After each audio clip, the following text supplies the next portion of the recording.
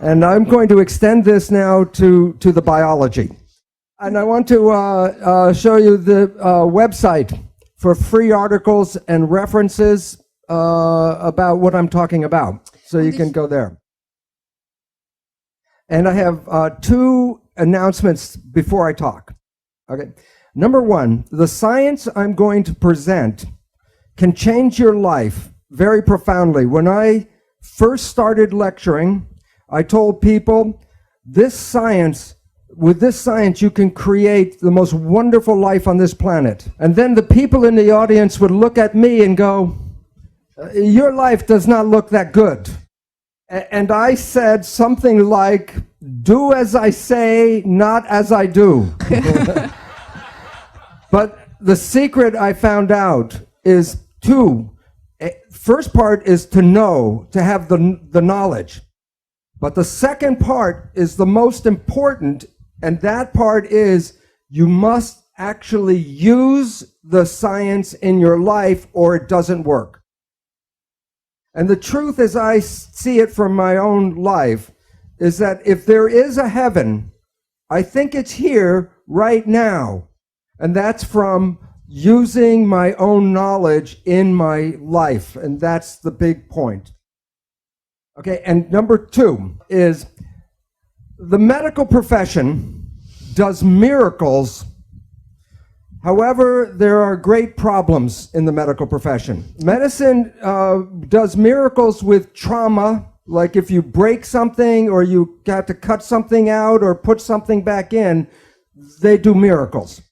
However, if there are illnesses like cancer, Alzheimer's, diabetes, these kinds of illnesses, medicine does not do a very good job. And the reason it is not the practitioner, it is the education that we provide to the medical doctor. I was a professor in medicine. I taught medicine for 20 years. And we do not provide a proper and complete education. And the main reason, the pharmaceutical industry does not want us to teach how you can heal yourself. So if I say something bad about medicine, it's not the medical doctor. Okay. I am a cellular biologist. And I want to tell you about a misperception you may have. When you look in a mirror and see yourself and you see like one person looking back, that is not true. You are made out of 50 trillion cells, and the cells are the living entities. So you are a community, not a single person. But your mind is the government for the 50 trillion cells. And if you have a good government, you have health. If you have like a United States government, then you are sick. Dann schaut's schlecht aus. So the part that is the powerful part is in the mind. The cells, I will talk about cells for this reason. Because every function that you see in the human body is already present in every cell. Every cell has a respiratory, a digestive, an excretory system, a nervous system, and even an immune system in every single cell. So it's easier to understand how one cell works than to try to understand how 50 trillion cells work. There are two, in philosophy, there are two beliefs about how life works, and they're very different opposing beliefs. These beliefs come from the time of the ancient Greeks before Christ. And the first belief is from a man called Democritus. He is the man that gave us the word Adam. And this is what he said about how life works. That what you see physically is all there is. There's nothing in the empty space. If you want to understand life, then you have to understand atoms, and that means uncuttable. The smallest thing is an atom. And there's atoms, and then there's empty space. So atoms are in space. And then motion is when atoms hit each other and bounce like a billiard ball. So life is atoms colliding with each other. A completely different point of view is provided by Socrates. He has a dualistic vision. One is there's an invisible energy which he calls a form or a soul that gives shape to matter. That this energy was here before life and will be here forever. The energy is separate from matter. That the energy is perfect and ideal, and it is unchanging. Then he talks about the material world, the physical world, and he says that the physical world is imperfect or a corrupt shadow of the ideal. So, for example, you can imagine the concept of a perfect circle, but you can't, with a pencil, you can't make a perfect circle. So that the invisible world is perfect and the physical world is not. And this is the foundation of like the church that says that this world is not where we want to be. We want to be in the perfect world. So there are two beliefs of how cells are controlled. One is the control comes from the outside in, and the other is that the control is from the inside and goes out. The belief of the outside control is from Socrates, that a form or a soul comes in and gives life. And the followers of Socrates are spiritualists. In contrast, the followers of Democritus talk about atoms and mechanism. And in today's world, religion is the follower of Socrates, and science follows Democritus. Okay. The belief in Democritus is based on the work of Isaac Newton. Newton was studying what they believed the space and the stars were like a giant machine, a celestial mechanism. Then he created a mathematics called calculus and put in the data, for example, of the moon going around the earth, and he included mass, gravity, and acceleration.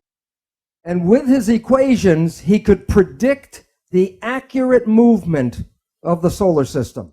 But he did not put God in the equation. He did not put spirit into the equation, or a soul, no energy. So he predicted the universe based only on studying matter.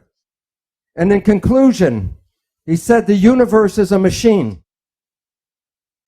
And if it is a machine, then the concept of Democritus was right, and that Democritus was based on materialism. So science, including medicine, does not include invisible forces, energy, spirit in their understanding. And the concept of René Descartes, he talks about a body, and then he said, cogito ergo sum, and he came up with the mind. But after Newton, then we separate the mind from the body, and this is a vital force. And in Newtonian physics, which is based on matter only, you eliminate the vital force in the mind. And then medicine only has the body left to study, the physical body. So in the universe, if the universe is a machine, then you can take it apart and study it, and then you will know how the universe works by looking at the pieces. So they look at the human body, and the human body is a machine. So in medicine, they take apart the body, look at the molecules, and then try to determine your health by just looking at the physical molecule. So the mission of modern science is to obtain knowledge that can be used to dominate and control nature, which is a machine. So the important understanding is, where is the control in the human machine? And from Charles Darwin, he said that the control is passed from parent to child because the traits of the parents are expressed in the child. And since they were only looking for physical things, chemicals, they took apart the sperm and the eggs to find which chemicals control life. And 100 years after Charles Darwin, James Watson and Francis Crick told us the story of DNA. The DNA is a double helix, and the pattern for the human body's materials are in just one single helix. So each strand has a pattern. The pattern is in what they call bases. And the bases, the letters of the bases are A, T, C, and G, the genetic code. And the sequence of the bases determine the structure of protein. And there are over 150,000 different proteins to make a human body. The proteins provide for the physical structure, and the proteins also provide for your functions. Based on his belief, Francis Crick created what is called the central dogma. It is like the 10 commandments of biology. It says that you are protein. You're the protein. But where do you come from? And the information flows in one direction, from DNA to RNA to protein, which is you. So your fate and your structure is programmed in the DNA. The concept of the central dogma is what I taught in the medical school. And I did not know the meaning of the word dogma until I left the university. And the definition of dogma is a belief based on religious persuasion and not scientific fact. So for 20 years, I was teaching religion in medical school.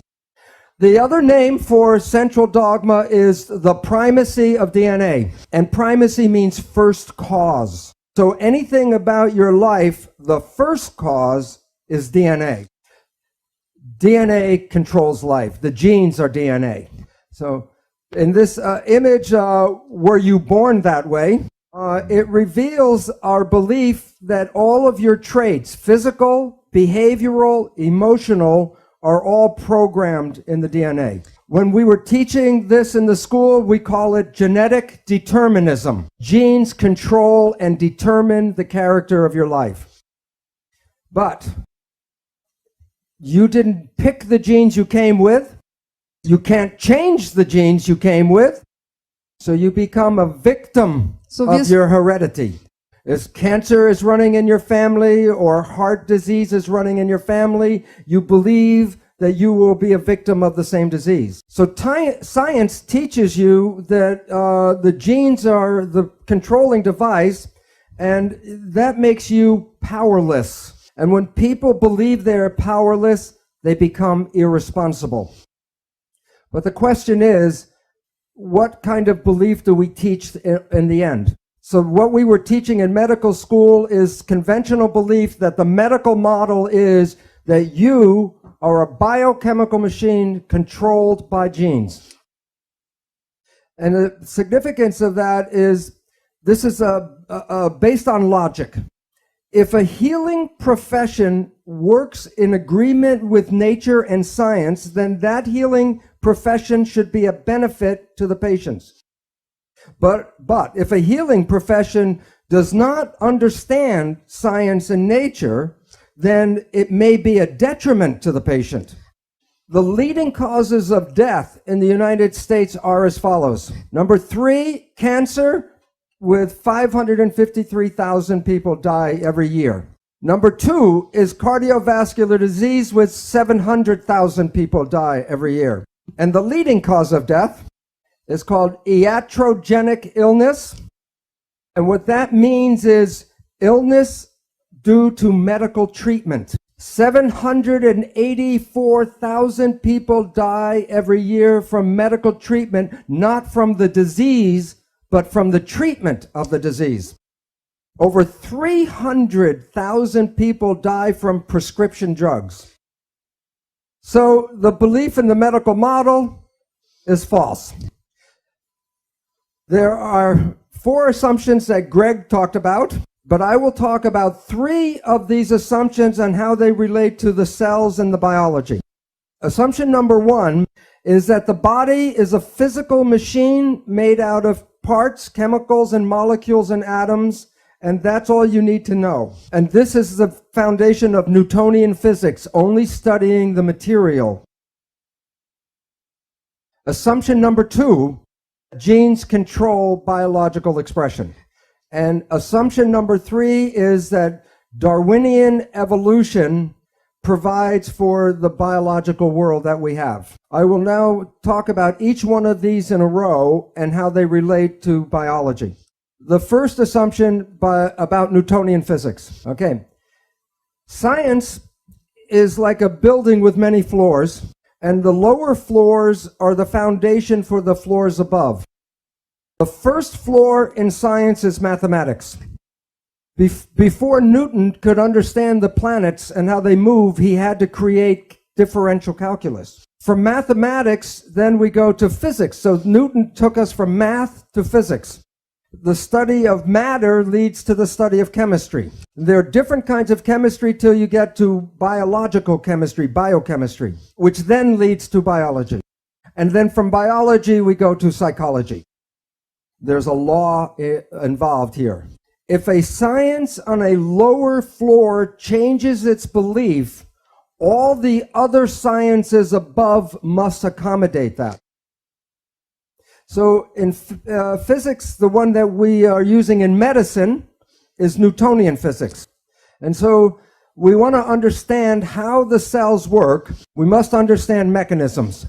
And mechanics equals physics. So you can say Newtonian physics, Newtonian mechanics, or quantum physics and quantum mechanics, same thing. So before you can understand how biology works, you must understand mechanisms.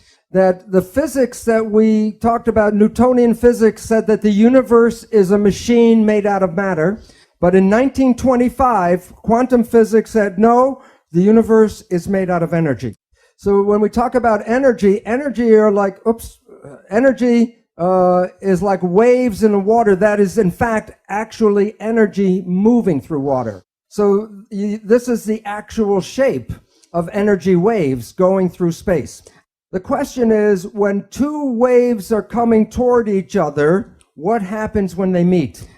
And the answer is they become entangled with each other. So in this room right now, there are radio, television waves, cell phone waves, all kinds of energy in the room entangled. But matter, I can separate and study each piece, but energy waves, I cannot separate. So conventional science is reductionistic. It takes things apart and studies pieces. But the new physics says, no, you have to study wholeness because you cannot separate the energy. So when a doctor looks at a sick patient in his office, he looks at his physical body and tries to understand what's going on. But what we all know about wholeness is that what affects the patient is his job, the family, the environment, the community, so that to study illness, you can't see it just in the physical body. So this is how energy waves interact. I drop two rocks from the same size rocks from the same height at the same time, and they hit the water. And the ripples are in phase and they come toward each other. The question is, what happens when the waves meet? So I will pretend by putting one wave over the top of the other wave. This wave goes this way, this wave goes this way, this is overlap. And to find out what you do, you add up the waves. 1 + 1 = 2. So the two waves interfere with each other. And the result when they're in phase is the wave is more powerful. Okay? It is called constructive interference. Okay? There is an opposite effect. This time I drop the two rocks from the same height, but I drop one before the other. And the ripples come toward each other, but they're out of phase. One wave is going up, one wave is going down. So watch what happens when they meet. Add them up. -1 + 1 + 1 -1. So two waves can interfere and cancel each other out. This is called destructive interference. You have all experienced this in your life. Constructive interference is called good vibes. And destructive interference, bad vibes. So let's say it's a Saturday night and you have to go to a party and you're tired, and you go to the party and you meet some people who are in wave harmony, and the waves are in harmony with you. And your energy and their energy in phase gives you more power. And then you are walking around on your feet, on your toes, very high, constructive interference. Bad vibes. You are in a scary place and you feel the energy go. What is going on is there's energy in the field that conflicts with you and it cancels your energy. Bad vibes. All animals and all plants communicate with vibration. The gazelle doesn't have to go up to the lion and say, "Are you my friend?" Because at the distance, the energy could be felt and the gazelle will not go there because of bad vibes. If when we were young, were taught to be sensitive to the vibrations, we would not find ourselves in bad relationships and bad places. But we are usually told not to go by our feelings, but to listen to what people have to say. One night at 3 o'clock in the morning, I was watching an old movie on TV. It's a British movie, so it was very dry. And I was going to go shut it off, and the one line came out that was worth staying up all night for. Language was designed to hide feelings. So the point is, all organisms communicate by vibrations and know if they're in a good place or a bad place by reading the vibrations, but we humans have that ability but are not trained to use that ability. But I will show you in a little while how vibrations change the proteins of the body. And the proteins give us our structure and our function. So the vibrations can alter our health and our biology.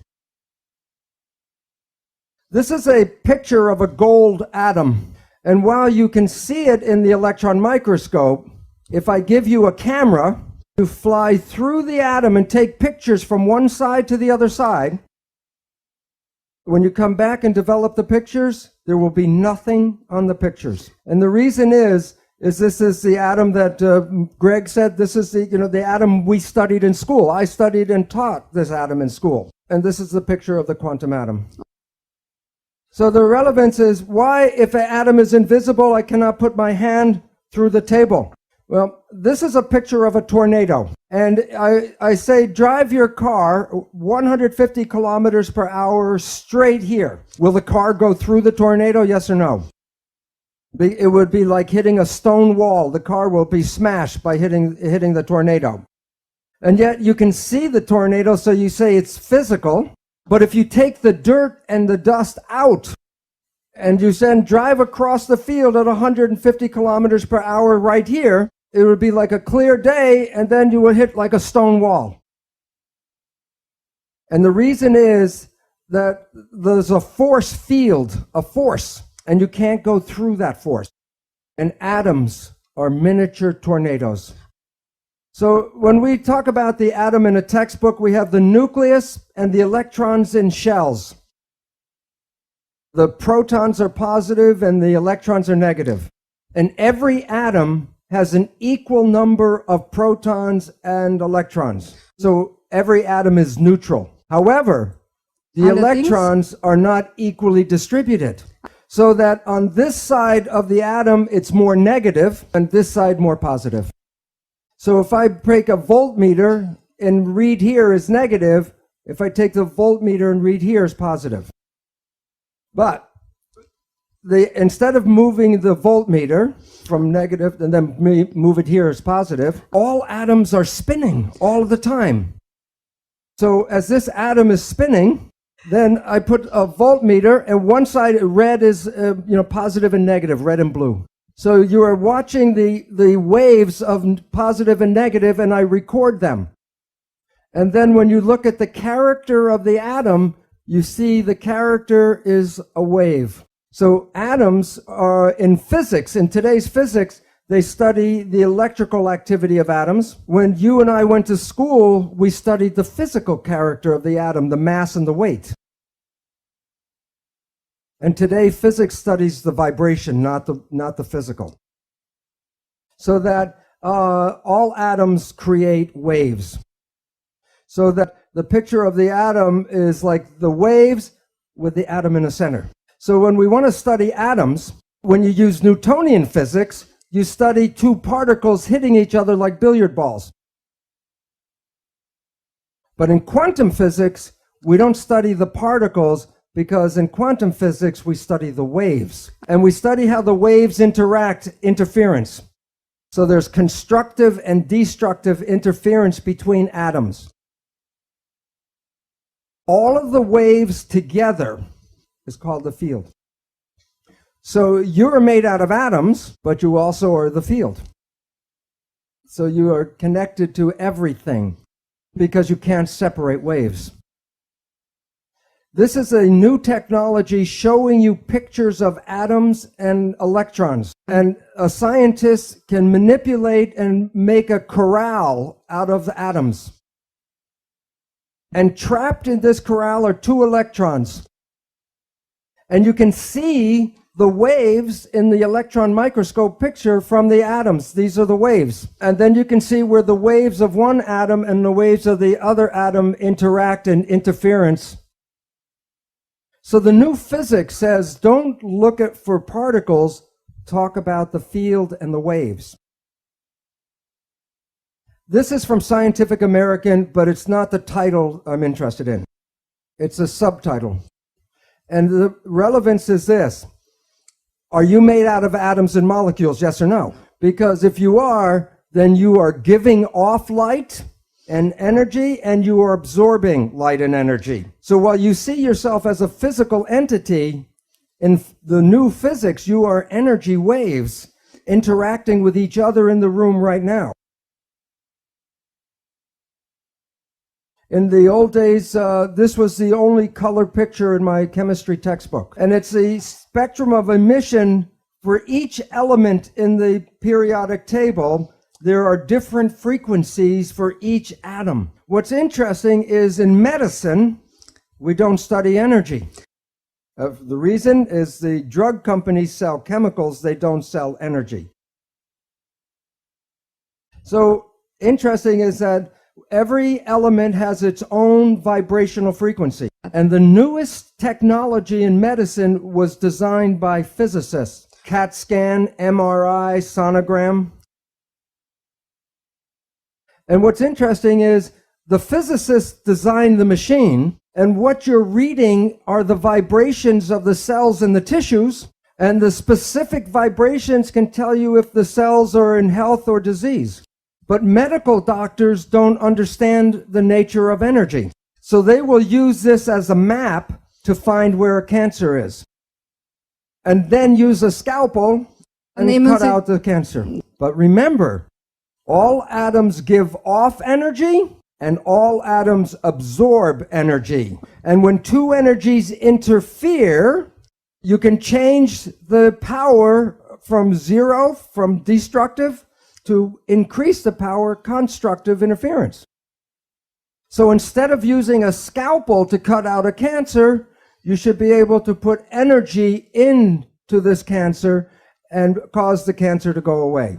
And this is the physical foundation for hands-on healing for thousands of years.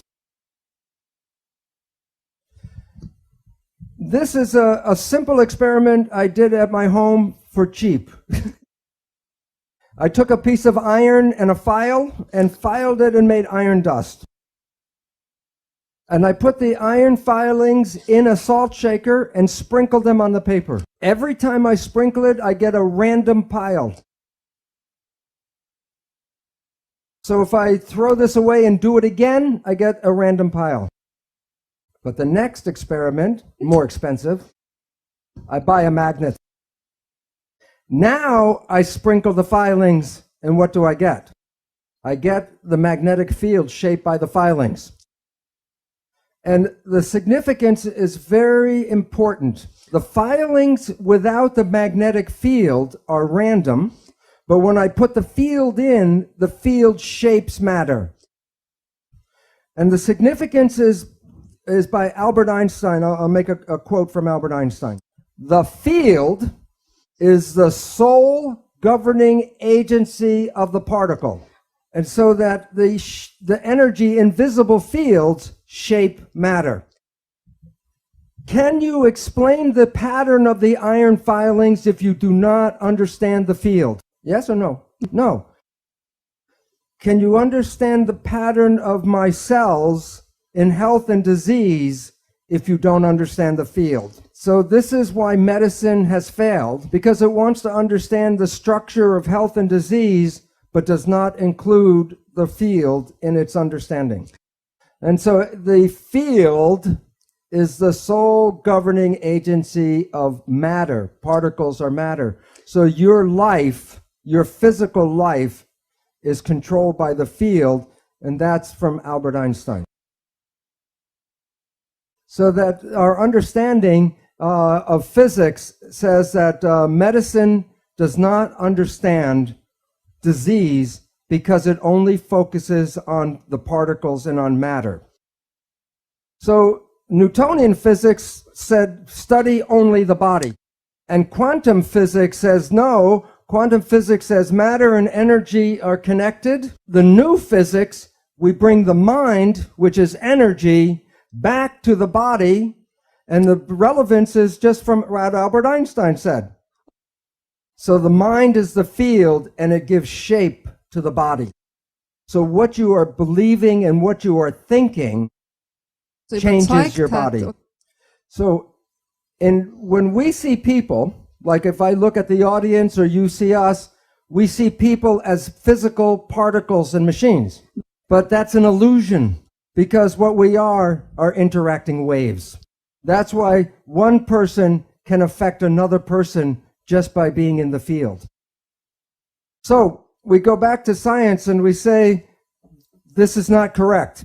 There's a new mathematics that's important called fractal mathematics, which explains our physical universe. A new physics, quantum physics, which explains the world in terms of energy. A new chemistry called electrochemistry, which deals with vibrations of atoms. And biology and psychology did not bring this new science in yet. By definition, biology and medicine are not scientific. When cells were first named, in 1600, Leeuwenhoek was looking at dead plant tissue. And he saw the cell walls around the cells, the cellulose walls, but the cells were dead, so they were empty spaces. So he called these spaces cells, like prison cell, but that's the wrong name. But today, the word cell means something different, and it's more appropriate. Because the word cell is used for the word battery, like flashlight cell or dry cell or wet cell. Every cell in your body has a minus voltage on the inside and positive voltage on the outside. Every cell, every live cell is a battery. Every cell has about 1.4 volts, not too much. But 50 trillion cells in the body times 1.4 volts is 700 trillion volts of electricity in your body right now. And with training and meditation, you can focus this energy called chi, and you can use that energy for healing. With that much voltage, people can self-combust.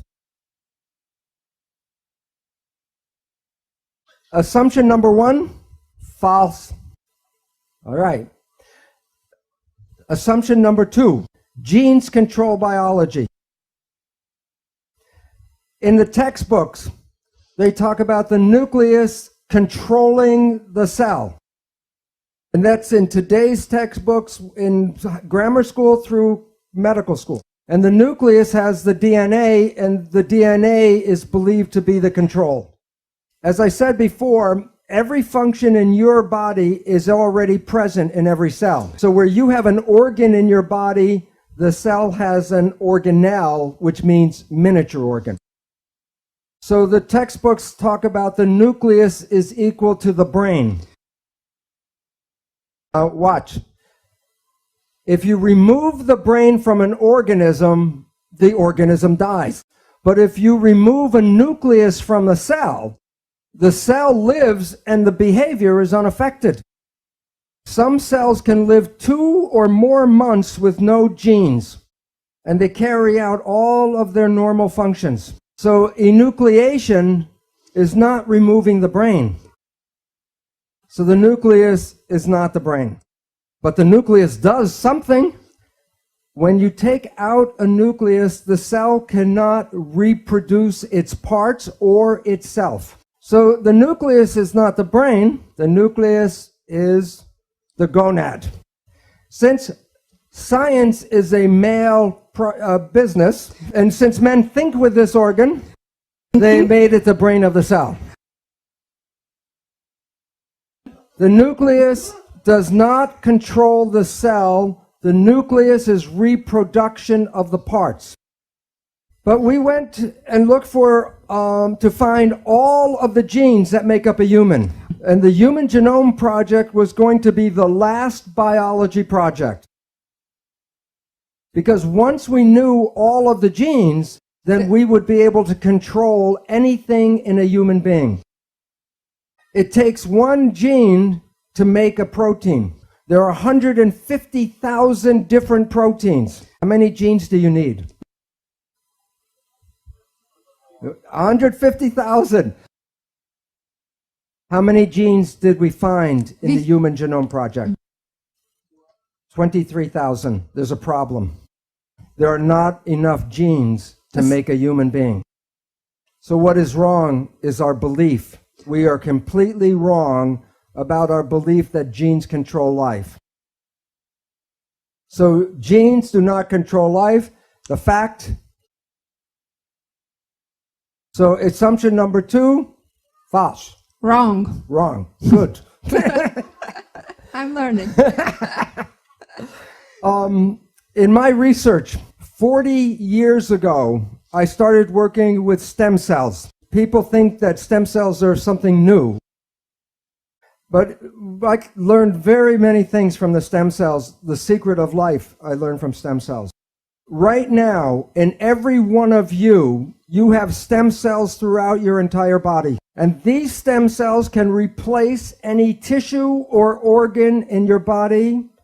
And you should be able to stay young for hundreds of years, as Greg will talk about. So you might ask, then why do we age? And the answer is because the mind controls the cells and the genes. And we collectively believe in aging. So that my research, early research, I have a tissue culture with multipotential stem cells. These are clones, meaning they're all genetically identical.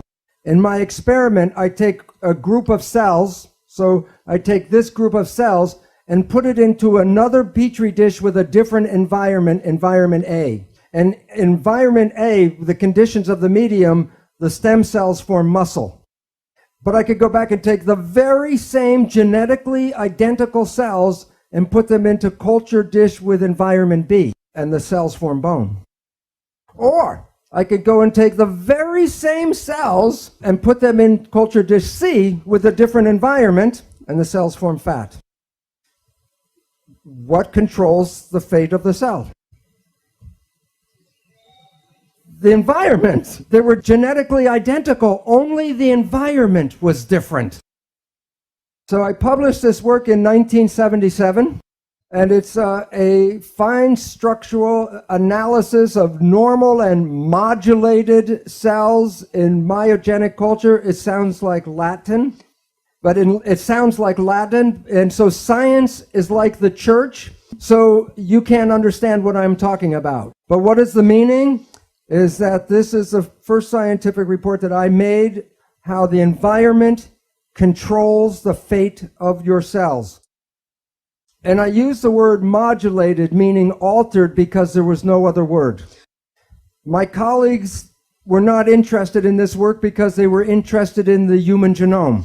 So I left I had tenure, and I walked out of the university as a professor. I left the university because they were not being scientific, because they didn't want to understand this.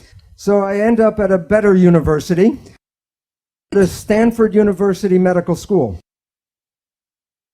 There I repeat the experiments, but more sophisticated. And I get the cover of the journal, Differentiation, but I really wanted the cover of Rolling Stone, but it's Science.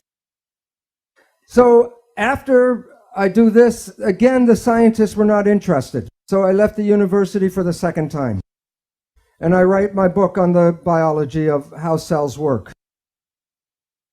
And in my chapter 2, I lay out the scientific evidence to show you genes do not control biology. I also introduce you to the exciting discoveries of epigenetics, a new field of biology that is unraveling the mysteries of how the environment influences the behavior of cells without changing the genetic code. And I call chapter 2, It's the Environment Stupid. It's a takeoff from President Bill Clinton's campaign saying, it's the economy stupid. And 5 months after I write this, people are saying, what do I know? I'm not at a university, so what do I know? And then Nature, in one of the most prestigious journals in the world, Nature, 5 months after my book, an article called about stem cells are engaged in a constant crosstalk with their environment. Biologists are fast realizing. No, some of them not too fast. What do you think they called this article in Nature? It's the same story. Science is now saying what I've been saying for 30 years is coming around now, and that there's a new science of how cells work. But this is going to be the fun part, because this is where I'm going to explain how the biology actually works. And I will we'll get to the secret of life before we're over. Okay, so what we were talking about is how cells actually work. And it's very similar to this. It's a machine. So just as the gears move and connect and turn and make an action, so do the proteins inside the cell. And there are proteins, I said there are 150,000 different proteins that provide both for our structure and our behavior. So 150,000 different shaped proteins. Now, again, it's like inside the cell, they're just like a clock with all the proteins engaging like gears. So this picture is going to show 3 different examples of proteins. These are molecules blown up very large. And the question is, what makes each protein a different shape? So where does the shape come from?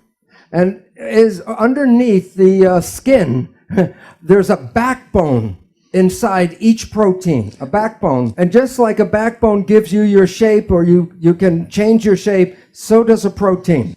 Now, what's really interesting is that all proteins share the same characteristics, so I only have to talk about one protein, but then I'm talking about all proteins. All proteins have a backbone made out of linked units, just like the vertebrae. The backbone pieces are called amino acids. There are 20 different shaped amino acids. And what makes each protein different is the length of the chain, and also the sequence of the different amino acids. The DNA, the gene, is the information of which amino acid comes after the other amino acid. But this is not the best model, because all the beads have the same shape. So I'm going to use 3 different shaped pipes. A straight pipe, one with a 90-degree bend, and one with a 45-degree bend. That's just 3 out of how many? So, okay, and they're just like the beads, they plug into each other. And these are bonds, and in the real chemical name, they're called peptide bonds. So I will assemble this one protein.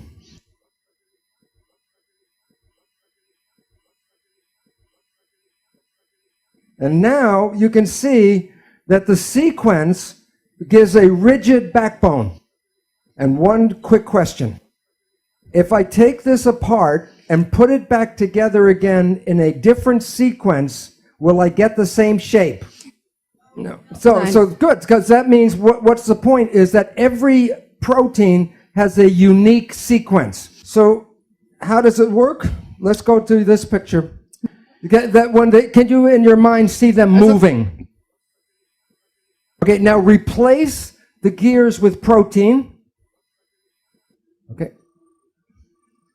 Now, in your mind, can you imagine when this protein moves, it moves this protein, and then it moves this protein. And this is a combination of a protein and a metal machine. Now, take away the metal parts, protein machine.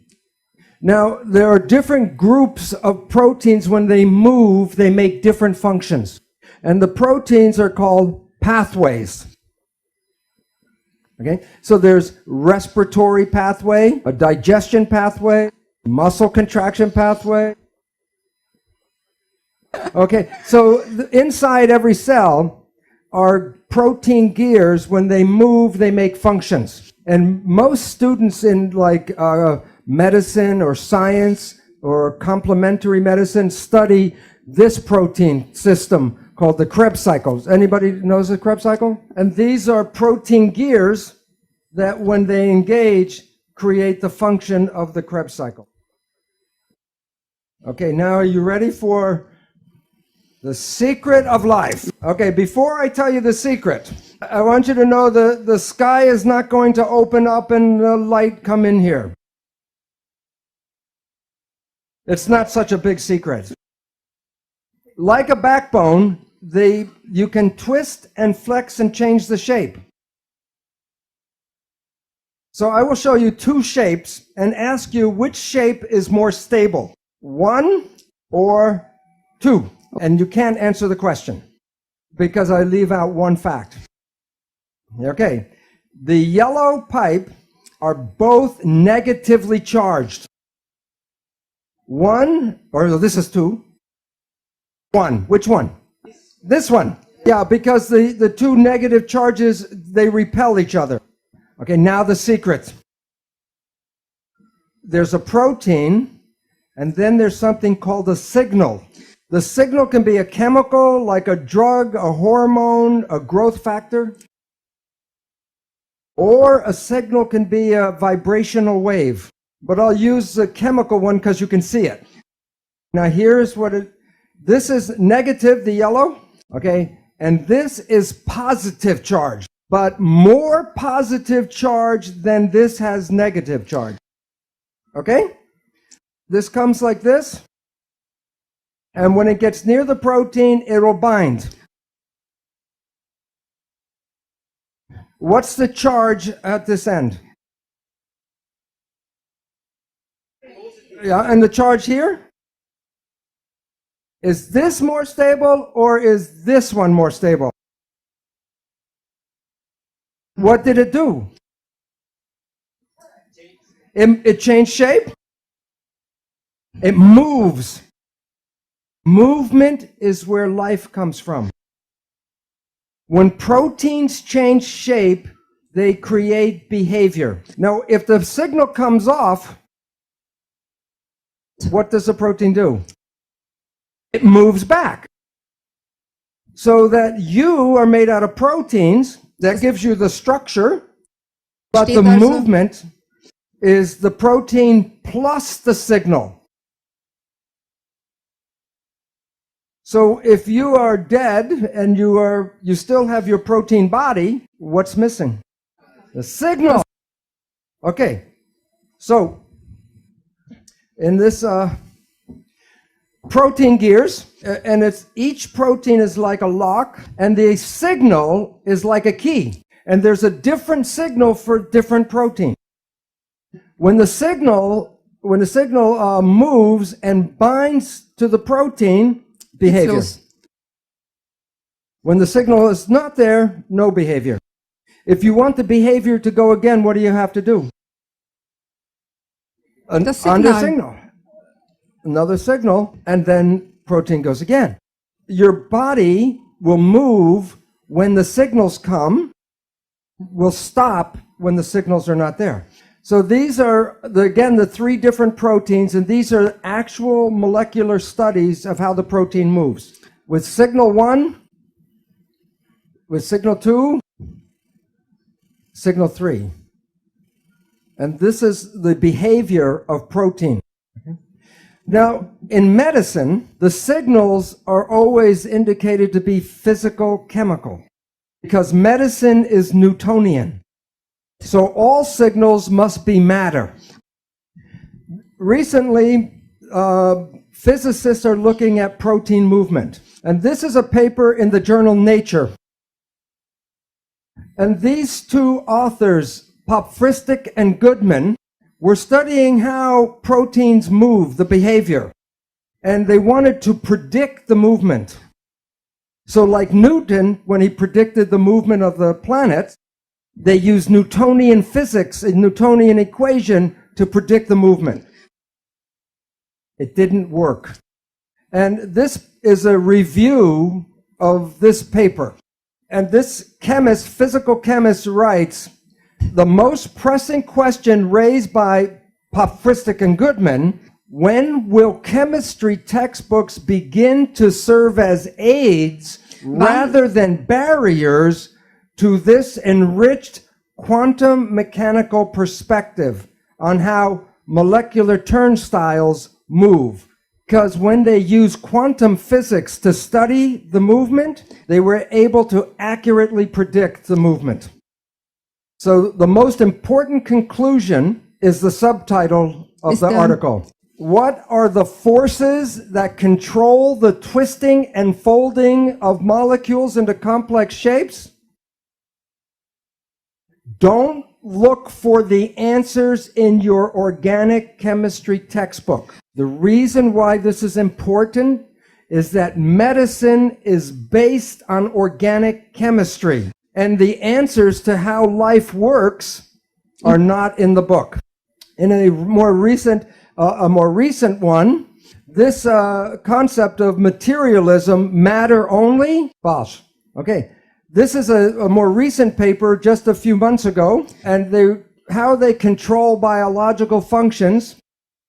They were studying protein movement, and what they showed was this.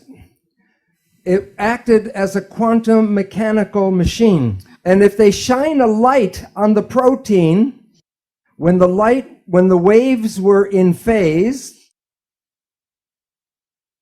the protein was active. And when they shine a light and the waves are out of phase, it shut off the protein. So it says, for a quantum mechanical object, one can arrange interference of several paths to create constructive interference that selects one state and destructive interference that blocks the other. Proteins respond to good vibes and bad vibes. So this is a picture of the light pulse that they shine on the protein to make it active or to shut it off. So our belief that we use today in medicine of chemical control is incorrect because the proteins respond to the vibration. So now you have enough information to know how life works. You are made out of protein. The signal, where does the signal come from? Field. Yeah. Right. And so the field is the signal. Medicine talks about molecules, but then physics talk about energy control. So the energy in your body that controls the protein is a vital force. So the new science brings back the old story of vital forces controlling life. So when a signal binds to a protein, what happens to the protein? It moves. It makes behavior. Okay? Now, if you are healthy, your behavior is good. But if you have a dis-ease, the behavior is not right. Question: what can cause disease? There's only two things.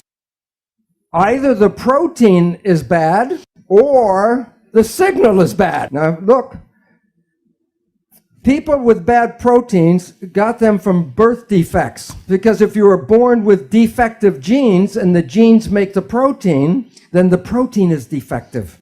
But less than 5% of the population has birth defects. That means 95% of the people should have a healthy, happy existence.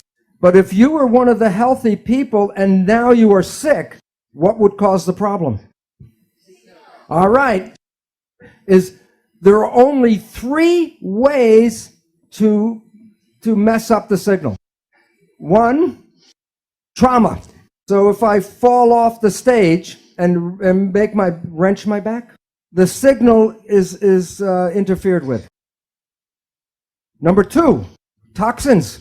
If the chemistry is not good inside the body, the signal cannot be passed through bad chemicals. Both of these interfere with the propagation of the signal. But the third one is thought. The mind. There is nothing wrong with the body. It's just sending the wrong signal at the wrong time. So if you change your thought and your mind, you can change the biology. And the mind is the primary cause of illness on our planet today. Okay, so now, I will now go and say the brain is what controls the signals. So I will now show you how the brain of the cell works, because it's the same mechanism that the human brain uses to control our own life. So where is the brain? What controls the cell? Brain. Where is the brain? They know. Yeah, they read your book. The membrane. Now you might say, I said before that you and the cell are the same. So you might say, am I saying that your skin is the brain? Yes. Yeah. Yeah. Yeah. Yeah. All right. In embryology, the sperm and the egg come together to make a zygote. And then the cell divides and makes a ball of cells called the blastula. And then the cells form 3 layers, 3 concentric layers.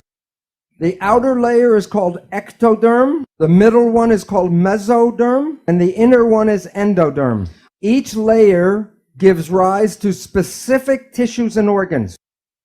The ectoderm gives rise to 2 things. The outer layer, ectoderm, forms skin and the central nervous system. So like the cell, your skin is the brain. Well, I will show you now how it works. Inside the cell are the protein pathways. And the outside of the cell is the skin or the membrane. The signal comes from the environment and goes through the membrane to go to the gears. So the membrane controls if the signal comes in. Okay? The signal comes from the environment, the protein creates the behavior, and the membrane is a switch. Okay. This is like the other slide. Signal plus protein. Do they know what goes over here? Behavior. Now, I'm going to show the signal comes from the environment and hits the switch.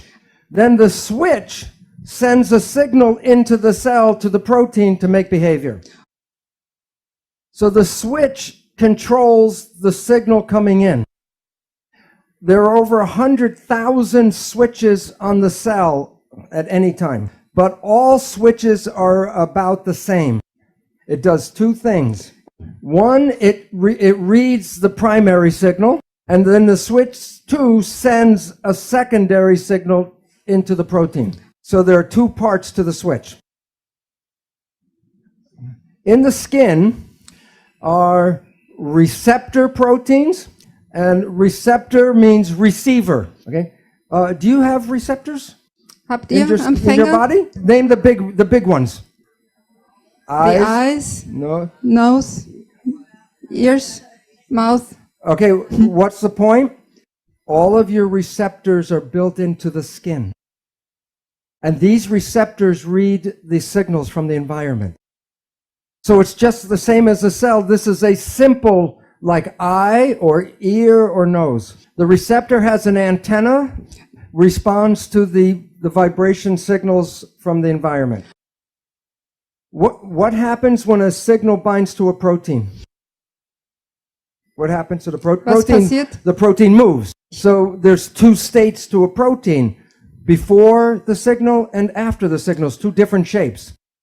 When the signal is active, it connects this one to this protein to this protein. And this protein, the effector, makes an effect. And it sends a signal into the cell to control the proteins. So the primary signal is picked up by the receptor. Then the receptor connects to the processor protein. And then the processor connects to the effector protein. And that sends a secondary signal to the protein pathway. Okay, now I will show you a video Jetzt of zeige how it ich- works. This is the receptor with an antenna. This is the processor. Look at the shape and look at the shape. They don't connect. Signal comes, changes the shape. This hooks to this one. This one sends the signal into the cell. When the signal goes away, the shape goes back and the switch is broken. This does not fit. But now the primary signal changes the shape. And then this changes shape and sends a signal in. And this signal controls the function, a specific function inside the cell. So this is how a switch works. Okay. In the new biology, they talk about this is the cell membrane. And the signals come from the environment, binds a receptor, and then the effector sends signals in to control proteins. And at the end, you get behavior. So signal causes behavior. These pathways, there's a new field of science, and it's called signal transduction. And there are thousands of these different pathways. Okay.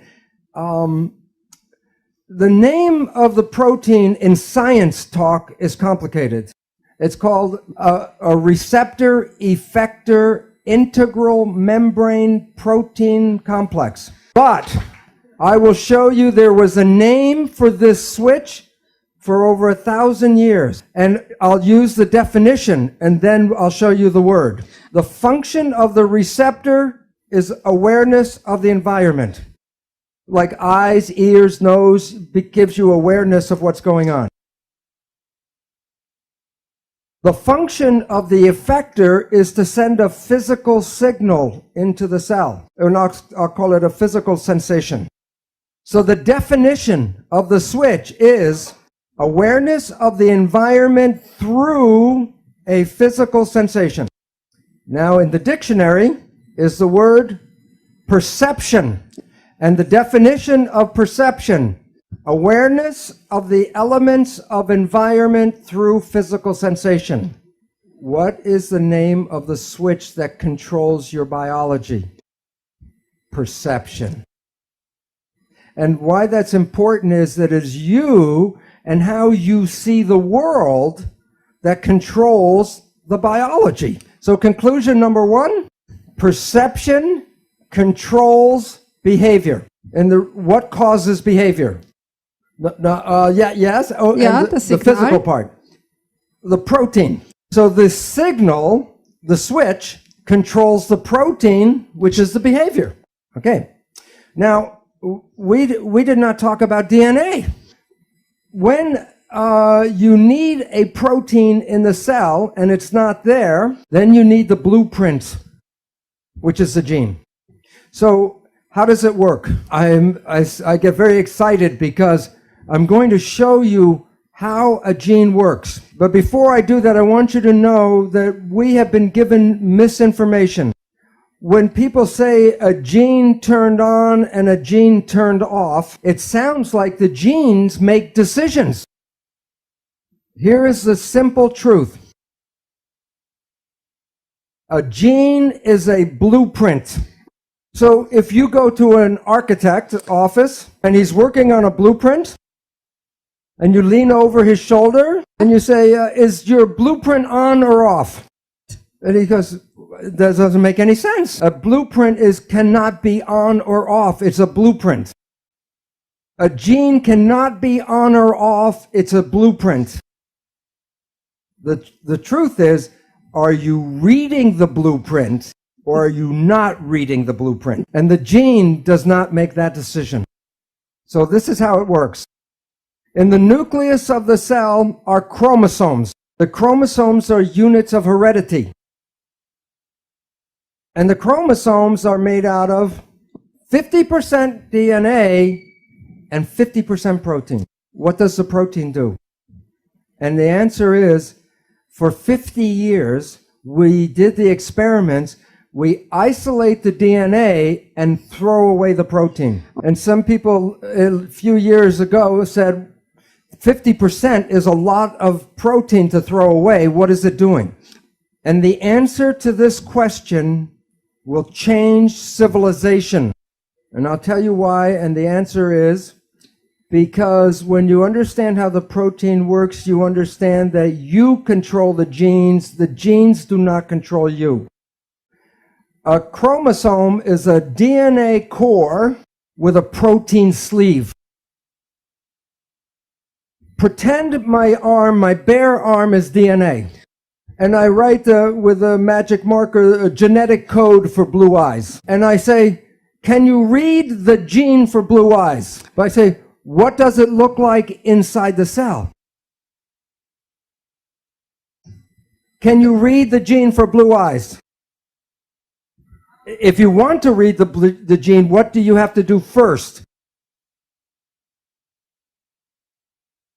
Take the sleeve off? What's the sleeve made out of? And what causes the protein to change shape? The signal. Okay, so this new science is called epigenetic control. Before in school we teach genetic control, which simply means control by genes. Epi means above, like epidermis. Okay, so epigenetic control says control above the genes. Now I will show a video how it works. Very simple. Okay, the chromosome is DNA core with protein sleeve. At the beginning of each gene is a protein called a regulatory protein. The signal binds to a specific protein. The protein sleeve comes off, and then the DNA is exposed. Then a device will come up and make a copy of the gene, and this is the blueprint used to make the protein, RNA.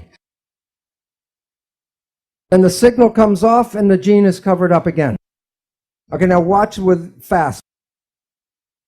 Signal from the environment selects the specific gene, sleeve comes off, the RNA, you make a copy, DNA, RNA, and goes to make protein. And then the sleeve comes back on. Now this time, let's see what the DNA did. Come on, DNA, do something. Come on, do something. Do something. Nothing. The gene does no control. The gene is never on or off. The gene is read or not read. And what do you think controls the signal? Perception. Okay? Now, so this is the same kind of signal transduction. And so the receptors are the input from the environment. Then the signal travels through the proteins. It goes to the nucleus and affects the proteins of the chromosome. And then the copy of the gene is made, and that's the output. You are not the victim of your genes because you control your genes. One gene blueprint using epigenetic control can make 30,000 different proteins from one blueprint. So you can come with good genes, and then through epigenetic control create cancer, diabetes, and it has nothing to do with the genes, but epigenetic control. So you can come with good genes and make mutant products, or you can come with a mutant gene and become normal. I'll show you. This mouse is a mutant mouse, a goody mutant. Blonde, fat, and diabetic. This is a normal-looking mouse. It's normal-looking mouse because it's a goody mutant. The difference, when this was in gestation, in fetal development, the mother was fed these additives, and these affected the epigenetic control and covered up the mutant. So you can have mutant genes, but with epigenetic control, you can act and become normal. One more example. Okay, this is a mutant mouse called Kinky Tail. This is a mutant mouse, same one, normal tail. What's important is Kinky Tail is the same mutation in humans that causes spina bifida. And this gene can be covered up with epigenetic control. So you're not the victims of your genes because you can change any of your genes anytime. The following is a quote from the scientist who did this. Both nature and, I think it's written, so both nature and nurture are important and both are intertwined, but what's bigger is epigenetics in terms of bulk. Genomics might be the tip of the iceberg, but epigenetics is the base. Medicine has some information about this, but it doesn't have very much about the bigger thing called epigenetics. When this becomes known to the public, it returns responsibility for your health to you, and you are not the victim of your genes. And recently, it is becoming more public. The recent issue of Discover, DNA is not your identity. Yet every day, the media still tells you that genes control this and genes control that. And then people get nervous about what genes are in their family. And as Greg Braden said before, if you look for the disease, you can create the disease through epigenetics. Right now, it appears that about 95% of cancer is not because of mutant genes, but because of epigenetic control. And it can be passed from parent to child like genes. But the difference is you can change your epigenetics at any time. So the central dogma, DNA, RNA, protein, primacy of DNA, is not complete. Put in the protein for epigenetic control. But the protein is controlled by the signal, which comes from the environment. So it's not the primacy of DNA that's in the middle. It's the primacy of the environment. Number 2, perception, the switch, controls the activity of genes. If you change your perception, you change the reading of your genes. If someone tells you you're going to have a disease and you believe that, then you can create the disease. So there are three conclusions because I don't have enough time to talk about one, but I will list them. Okay, conclusion one, perception, how you see life, the switch, controls behavior because that's protein. Perception controls which genes are being read and how they're being read. And the one I didn't have time for right now is the third one. Perception can rewrite the genetic code. So perception controls life. No two people see the world in the same way. They have different perceptions. But let's do a perception test. Okay, this is the question. The first one is a simple question because it's important because perception controls your biology. So the perception test is a simple one. Is the surface area of A greater than, equal to, or less than the surface area of B? Which is greater? B, yeah. This is they're equal size squares. Not equal, but they're uniform. So I want to make a more difficult test. I will show you two surface areas that are not regular. You must, with your mind, see which is bigger. So it depends if you're in the front row or the back row, or you have glasses, or if you're well or not well, what you see. So it's a question. I'll use a map. Which has more surface area, Europe or South America? Calculate in your head the surface.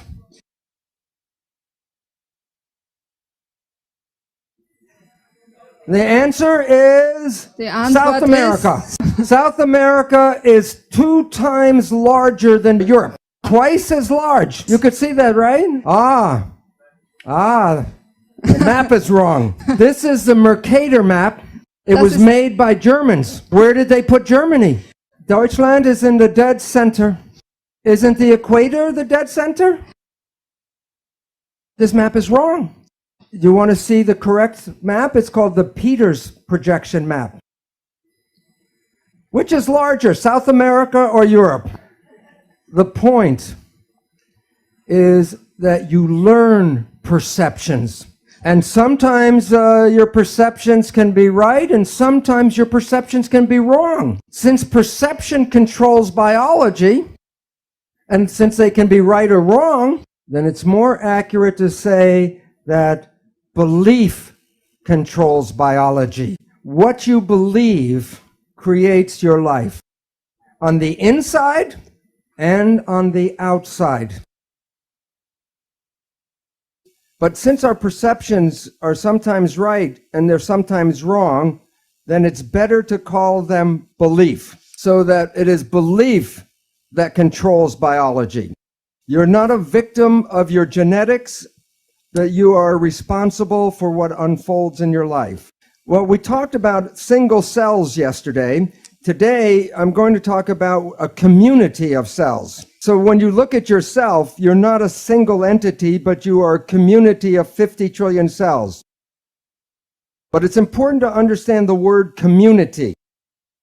Every cell is intelligent, but when they're in a community, they give up their personal intelligence and respond to the central voice. So that the community represents a thing, one thing called an organism. And in that community, that a cell must follow what the central voice is. And if the central voice says to die, the cells will die. So the central voice is the mind. And I will be talking about the nature of the two parts of the mind and why we have trouble sometimes controlling our life. So what I would talk about is the role of how this mind works. First, there are signals from the environment, the internal and external environment. The brain, the function of the brain is to perceive the signals and then interpret those signals and then send the information to the cells to control the behavior and the genetics. So the function of the brain is perception, and from that creates the mind. Now, we have heard of something called the placebo effect, right? The placebo effect is when you have a very positive thought that something can heal you, even if you don't know it, but it's a sugar pill, but you believe it's the real medicine, then you can heal yourself with that. So the pill didn't heal you, it was the thought that healed you. Statistics reveal that 1/3 of all medical healings, including surgery, are the result of the placebo effect. Now, the issue is that the placebo effect is when you have positive thinking. There was a question this morning, what about negative thinking? And this is what medicine does not tell you, is that there is negative thinking, and it's called the nocebo effect. And in the same power that positive thinking can heal you, negative thinking can kill you. They're both the same effect. One is more positive, one is more negative, but the effects are exactly the same on your health. One will heal you, and the other can make you sick. The point is that negative thinking can create all the effects of chemotherapy. Now think about this. If a doctor tells you you have a disease, or the doctor tells you you're going to die, and you believe the doctor because he's the professional, the belief will give you a disease and can cause you to die. So belief becomes an important part of medicine. Now, many of you have heard about the drug Prozac. Every year, billions of dollars are spent on buying Prozac. And here's a surprise, that the Prozac is no better than a sugar pill, so that it is a placebo drug. And yet the people who take it believe in the drug so much, it makes them better. So if you believe that something is good for you, it will be good. And if you believe that it's harmful for you, it will be bad. In the United States, in the South, there's a religious group called the Baptist Fundamentalists. And this one group works themselves up into a state of ecstasy, religious ecstasy. And they believe God protects them. And so they will work with snakes, poisonous snakes like rattlesnakes, and they will even get bitten by the snake and nothing happens to them. Now look at this though. Some of them will drink strychnine in toxic doses, and when they're in that state of belief, it does not affect them. So if you can drink toxic poison, then why do we worry so much about the toxins or the food and the air and all that? Because we have a belief that the toxins can kill us. And even on the cigarettes, on the package, it tells you this will kill you. But even though I know this, I will not drink strychnine. And why? Because my belief is not as strong as their belief. So if we were growing up and programmed with stronger beliefs, we would be more powerful than we are now. Belief is important about everything, including our health and our aging and the world that we live in. This is a picture of some beautiful women that dance in what is called the Palm Springs Follies. And I ask, what do you think is unusual about these women? They have arms, but they're in red gloves against the red, so it's hard to see. What is unusual? Their ages. To 75 years old. Aging is not in their belief because they have a passion to dance. And the passion keeps them young and alive and healthy. But most of us see other people grow old and expect that we must grow old like they do. And then the more important factor that Greg has talked about, belief becomes part of the field. So while you might want to believe you can stay young, the belief of everyone around you is more powerful and will get you to get old. So the question is, if we are so able to be healthy and young, why do we get sick? And one of the most important reasons is stress. I will now show you about how stress works using cells and then people. So I put cells in a petri dish, and I split the group into two sets. In one set, I put nutrients in front of the cells. The other, I put toxins in front of the cell. I put them back in the incubator, and I come back later and take them out. Where do you think the cells are in each experiment? When you come back, when nutrients are in the cells, in the dish, the cells move toward the signals as positive growth signals. But when toxins are in the dish, the cells move away from the threatening negative signals. So when the cell sees something that gives growth, they move to the signal with their arms open to take it in. But if the cells see toxins, then what they do is they move away from the signal and close themselves down. Cells cannot be open and closed at the same time. Cells cannot move forwards and backwards at the same time. The conclusion, cells can be in growth or they can be in protection, but they can't be in both at the same time. Frage. Does Bruce believe that the expectations of the scientists affect the movements of the cells towards the toxins or nutrients? Yes. But if you do the experiments without expectation, then the results are independent of you as a scientist. It's a very good question. I'll tell you why. When research on drugs is carried out by the drug company, it will be 4 or 5 times more in their favor than when the same research is carried out by independent people. So it's thought the scientist is very important in the process. So cells cannot move in both directions at the same time. They cannot be in growth and protection. So in summary, cells move to positive signals when they're in growth. They're attracted to positive signals. And cells will move away from negative signals. They'll be repulsed, but they're in protection. But there are signals that are neither positive or negative. I call them elevator music. When you get in the elevator, you don't dance, but you don't get sick. But the same thing happens in humans. The mind will perceive the environment, and if it sees what it believes to be threatening, it will send a signal to the cells telling them that the environment is not supporting. And the system is called the hypothalamic pituitary adrenal axis. The hypothalamus is the part of the brain that interprets the perception. When the hypothalamus sees stress, it wants to tell the whole body something is going on. So it sends a signal to the pituitary gland, which is called the master gland.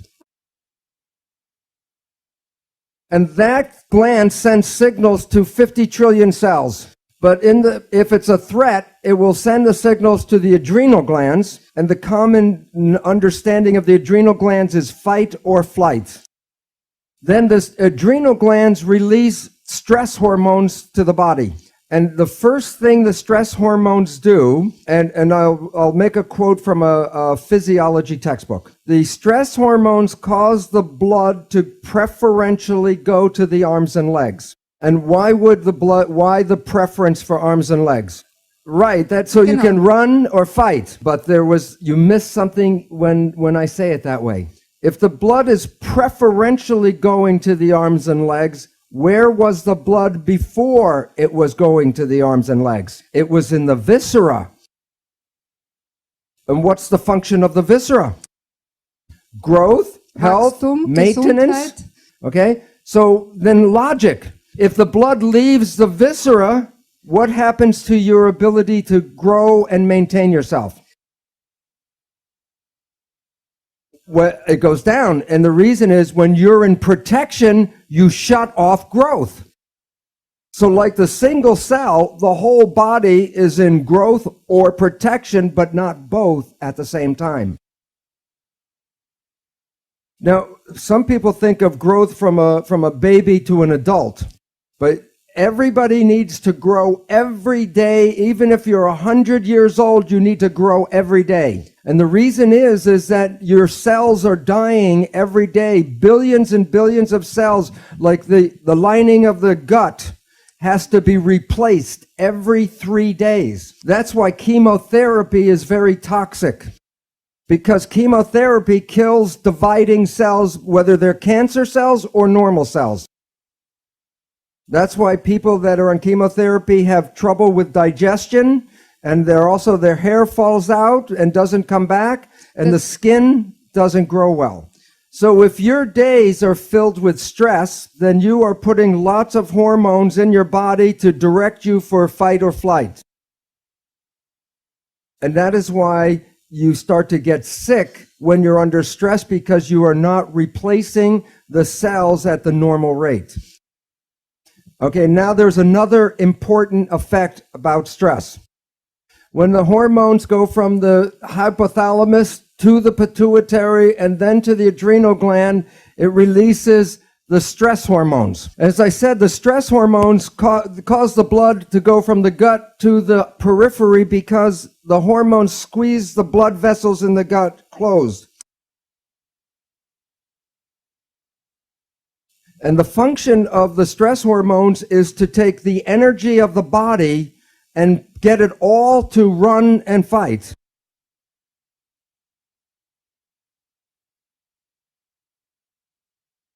So the stress hormones will shut off the functions of things that will not be needed in fight or flight. One of the most important uses of energy in the body is the immune system. And now think of this, the logic. Let's say you have a bacterial infection and you have diarrhea, and a lion is chasing you. How much energy should you put in to fight the infection, and how much energy should you put in to run away from the lion?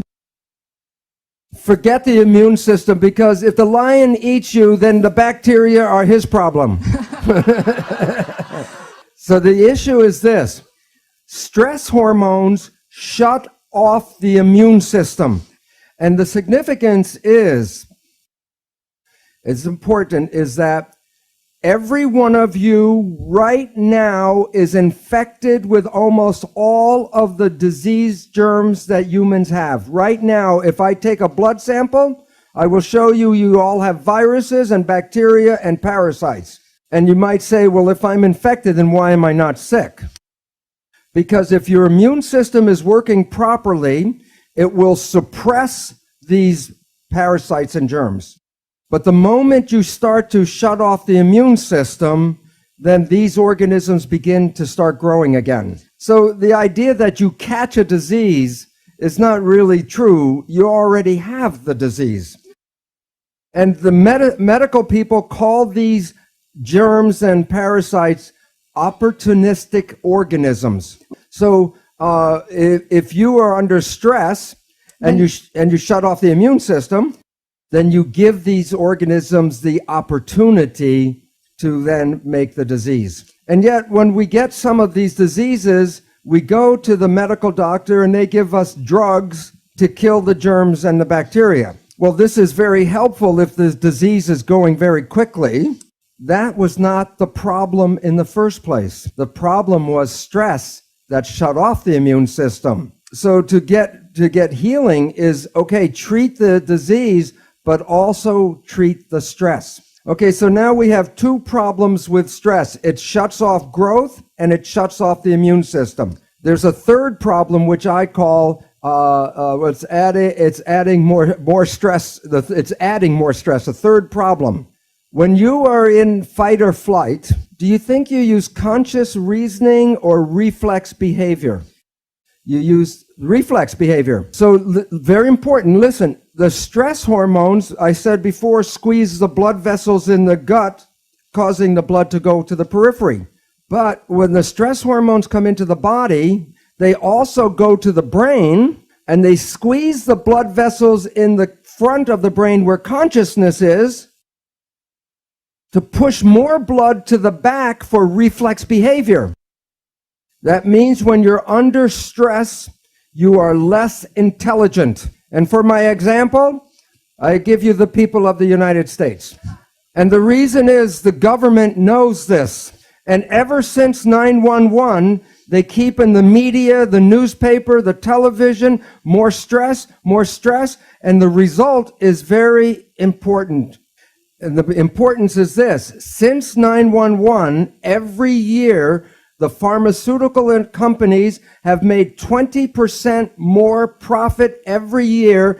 In 5 years, 100% more profit in selling drugs. So it's important to realize that stress affects you in many different levels, but all of them result in shutting down your life. So in our next picture, it's like the cells. People move toward positive growth attraction signals, and people move away from fear or threatening signals. When you move in this direction, you're in growth, and in the other direction, protection. And some things in our world are like elevator music, indifferent. It has now been demonstrated that love is the greatest growth signal in the world. For example, in Yugoslavia, where they have orphanages, who was the leader of Yugoslavia? I think, don't you mean Romania? Romania. Yeah. Oh, Romania. Yeah. Yeah, go ahead with it. Also, Ceausescu was the leader. Yeah. That the people could not afford to take care of their children, and they sent them to orphanages. They got food, clothing, the protection of living inside. They got everything they needed to live except love. And about 40% of those children became autistic. What is autism is the child is shutting itself off from the world. It's in protection, closing itself down. And all of the parameters of health and intelligence in these children were greatly suppressed. They got everything but love. Okay, now the issue is, when we are in this direction in protection, we shut off growth, and that's when illness starts. So when we're on this side of the scale, protection leads to disease, and growth leads to wellness. And I said, well, what causes this disease? And the answer is stress. Now here's the problem that people do not realize. If I just remove the stress from my life, where am I on the scale? It's 0. If you want wellness, it's not just the absence of stress. You need the joy and the love to go to growth. So if you're in the middle place, you're not in real growth and real health. So stress alone is not the problem. It is what we need is more love and life and happiness. And all of this is based on perception of how you respond to the world. So now the most important question is, where do our perceptions come from? Number 1, genetics. We get instincts we are born with. You do not have to teach a child how to pull its hand out of a fire. It is also very complicated instincts. For example, when a baby is born, every baby can swim from the moment it's born. It can be born underwater and swim like a dolphin. And this brings up a question which I'll answer in a little bit. If we were all born with the instinct and the ability to swim, then why do we have to teach children how to swim? And it's related to the second source of perception. And that is the subconscious mind, where our learned habits and learned experiences are recorded. So I'll talk about the swimming now. Okay. When a baby is very young, the parents are afraid that the baby will drown. So every time the baby goes near the water, the parents, the baby's by the water. By the sink, by the toilet, by the brook, wherever the water is, the baby hears the parents get very excited. So the baby learns that water is dangerous. And it has a fear of water because the parents express the fear, so the baby is afraid of water. So when the baby is 5 years old, the parents buy him a bathing suit. and they want to put the baby into the water, and the baby grabs the parents like a cat with claws, because what is in the baby's mind? That the baby is, you're going to drown the baby. So the learned behavior can override the instincts. The third source of perceptions is the conscious mind, which is different than subconscious mind. The subconscious mind is learned habits. The conscious mind is creative programming. We talk about genetics because you were born with that as nature. It's in your nature to pull your hand out of the fire. But the subconscious behavior is learned, so it's based on experience, and it's called nurture.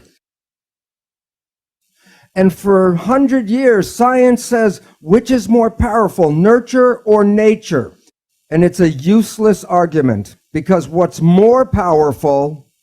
Consciousness.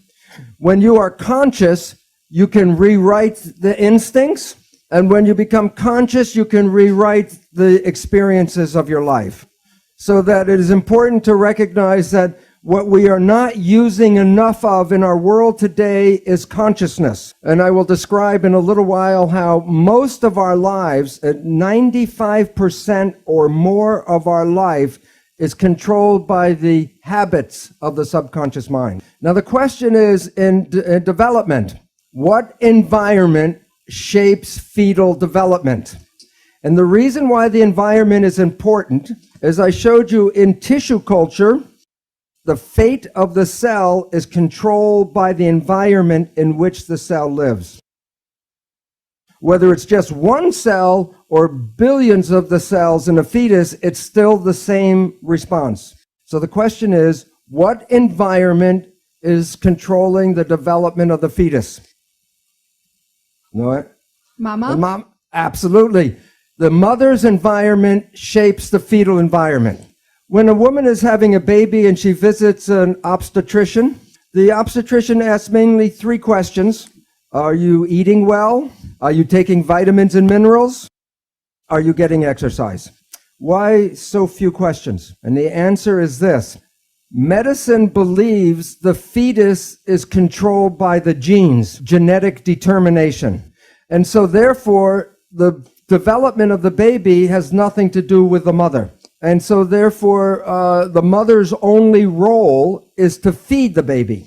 But as we talked about, the new science called epigenetics says that the environment controls the genes. Now think about this. This is an issue.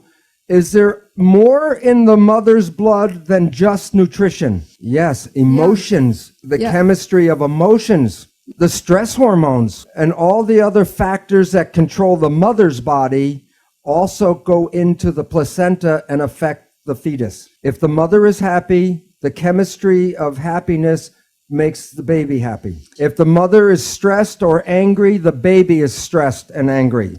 It's not the baby's brain that is controlling that. It is the response to the chemistry of the mother's blood. And now we know that the baby's brain is learning. Halfway through pregnancy, the brain starts learning. So the emotional patterns and behavior of the mother are being learned by the baby before it's born. But this does not leave the father out of the picture. Because if the father irritates or upsets the mother, then that is translated to the baby. And you might say, why should nature allow the mother to influence the baby so much? And the answer is this.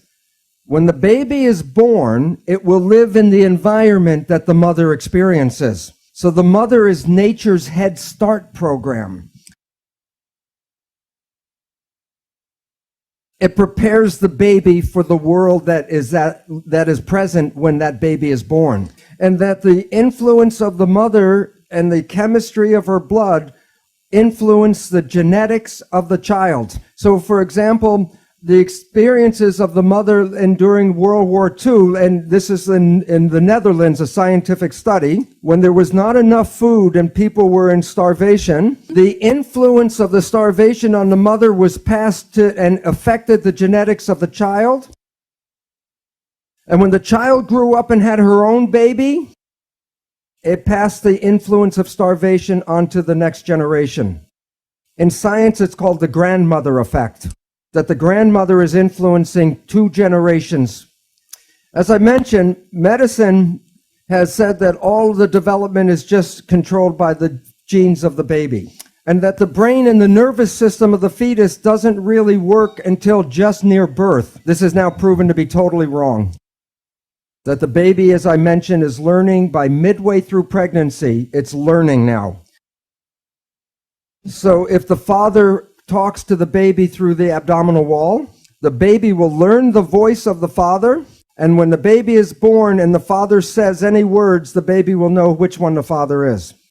And also it works with music because people play music to the baby and it learns the music before it's born. Now I'm going to show you an experiment, a sonogram. And it's a sonogram of a fetus and there's an argument between the mother and the father. It's in Italian, but it doesn't make a difference because an argument is the same in any language. But what I want you to observe is the response of the fetus.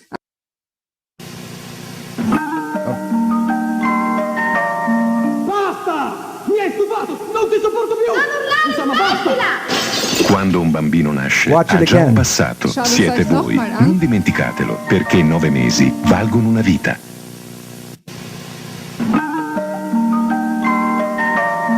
Basta! Mi hai stufato! Non ti sopporto più! Insomma, basta! Quando un bambino nasce, ha già un passato. Siete voi. Non dimenticatelo. The baby experiences everything the mother experiences. And if there are patterns, that's when the baby learns. So we were affected before we were born. The personality we have was being laid down before we were born. And in a new book called Why Love Matters by Susan Gerhardt, she describes how the brain develops and how our personality is already derived by 2 years of age. And that's the personality we will express through the rest of our lives until we change that. And I have been talking about how parents influence the genetics of the child. And I say parents are genetic engineers because they shape the genetics of their child. And I've been talking about that for 20 years. And now finally science, and this is from Scientific American, and the conclusion as they show, the findings suggest that a mother's parenting style can affect the activity of a child's genes. So there is a lot of responsibility in being a parent that we have not been aware of because we've always said genes control biology, but it's the environment that controls biology. Question. In the news and worldwide, we see an increase of autism and learning disabilities in children. And I can see now how that is connected. And the question is, can this trend also be reversed or improved? Okay, 2 parts. I will make 2 answers. One, there is an epidemic increase in autism, yes. But it's not all due to negative environments. So it's not all the parents' fault. It's an influence of the field, an influence of things believed, for example, like vaccines. And there might be an influence from spiritual, bringing in from the spiritual world. The question is there anything that can be done about it? And yes, the answer is yes. One of the most important things is if you catch it early. And you may ask, well, how would you know early? And this also brings up an important topic which I'll expand on. When a baby is born, it has got an instinct to learn the parent's face within the first few days of birth. And you'll see when a mother or a father is holding the baby will stare at the face. Within 2-3 weeks after the baby is born, the baby can distinguish on the basis of the eyes of the parents if the parents are happy or the parents are afraid or angry. And it's a very important reason why the baby does this. Because when the baby now is born, everything is new for the baby in the world. And the instinct of the baby when it comes across something new is to turn and look at the face of the parents. And if the parent looks like no, the baby will instantly learn that whatever that the baby was near was dangerous or shouldn't go near it, and it doesn't need to learn any more than that. It just looks at the face. And if the baby looks at the parent's face and sees that the father or the mother is happy when the baby is looking at something new, then the baby immediately knows that perception is that whatever that is, it is not bad. But you also might be familiar with it's not just in babies, because when a child is on a playground and falls down from a swing or some toy, or the baby or the child will look for the parents. And if the parents are in shock, the baby or the child will cry. And if the child looks at the parent and the parents go, like it's okay, the child will get up and everything will be okay. So the important fact is this: a child learns about the world first by studying the face and the eyes of the parents. And what's different about an autistic child, it doesn't look in the face and the eyes of the parents. It will look at a mouth, but then the signals don't make any sense. And there is a book called Attachment Bonding by a woman called Katie Granju. And she describes how an orphan baby was autistic and would not look at the face of the caretaker. So the caretaker would feed the baby with a bottle, but if the baby did not look at her eyes, she took the bottle out. And soon the baby learned to feed by looking into the eyes of the caretaker. And that baby was grew up not to be autistic. And this is a parenting problem because most parents do not know that this important communication is going on. So they're not paying attention when the child is looking for information in their face. And this interferes with the instinct of learning. So if parents do not pay attention like this, then frequently the child then starts looking everywhere for some information and then loses its focus and attention. And it contributes to attention deficit disorder. Sorry. Short, yeah. Yeah. You said that influence the field, vaccines, and maybe spiritual world. So in this context, what is spiritual world for you? To start with very quickly, I did not believe in the spiritual world. When I understood how the cells worked, I will show you this afternoon precisely what I mean by the spiritual world and how it connects to the cells. And it was interesting because I said, and you asked, one woman asked a question about the scientist influencing the experiment. Well, I had no concept of the spiritual nature. That's why I was in science, because I was a mechanist. And the results of the experiments revealed the connection of us to the environment as our identity comes from the environment. So I'll talk about it later. This is a recent review from the journal Science. And it talks about where do the patterns of disease come from. And I will blow this up. And then this is what I'll read. Environmental processes influencing the propensity to disease in adulthood operate during the periconceptual, the fetal, and infant phases of life. So issues of cardiovascular disease, cancer, obesity, diabetes are all rooted in the earliest stages of our life, around the time of conception, fetal development, and the infant phases. Okay. Thank you. Danke. This is an experiment that was done in Japan where they were teaching the mother, before she had the baby, the mother a computer program. They taught her how to turn on the computer, and then a Japanese script for a color would show up. And on the bottom of the screen was a color bar.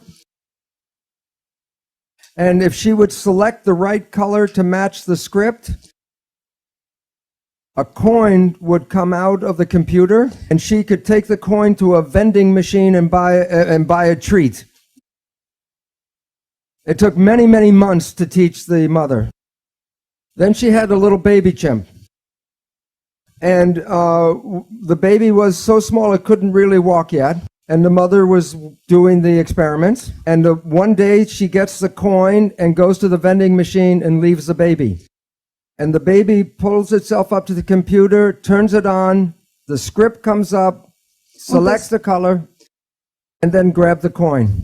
And the scientists were shocked. Who taught the baby? The answer is very important. It suggests that infants pick up such skills solely by observation and don't have to be actively coached by their parents. This is exactly what happens to us when we are children. And it is a very important relationship to how the brain works.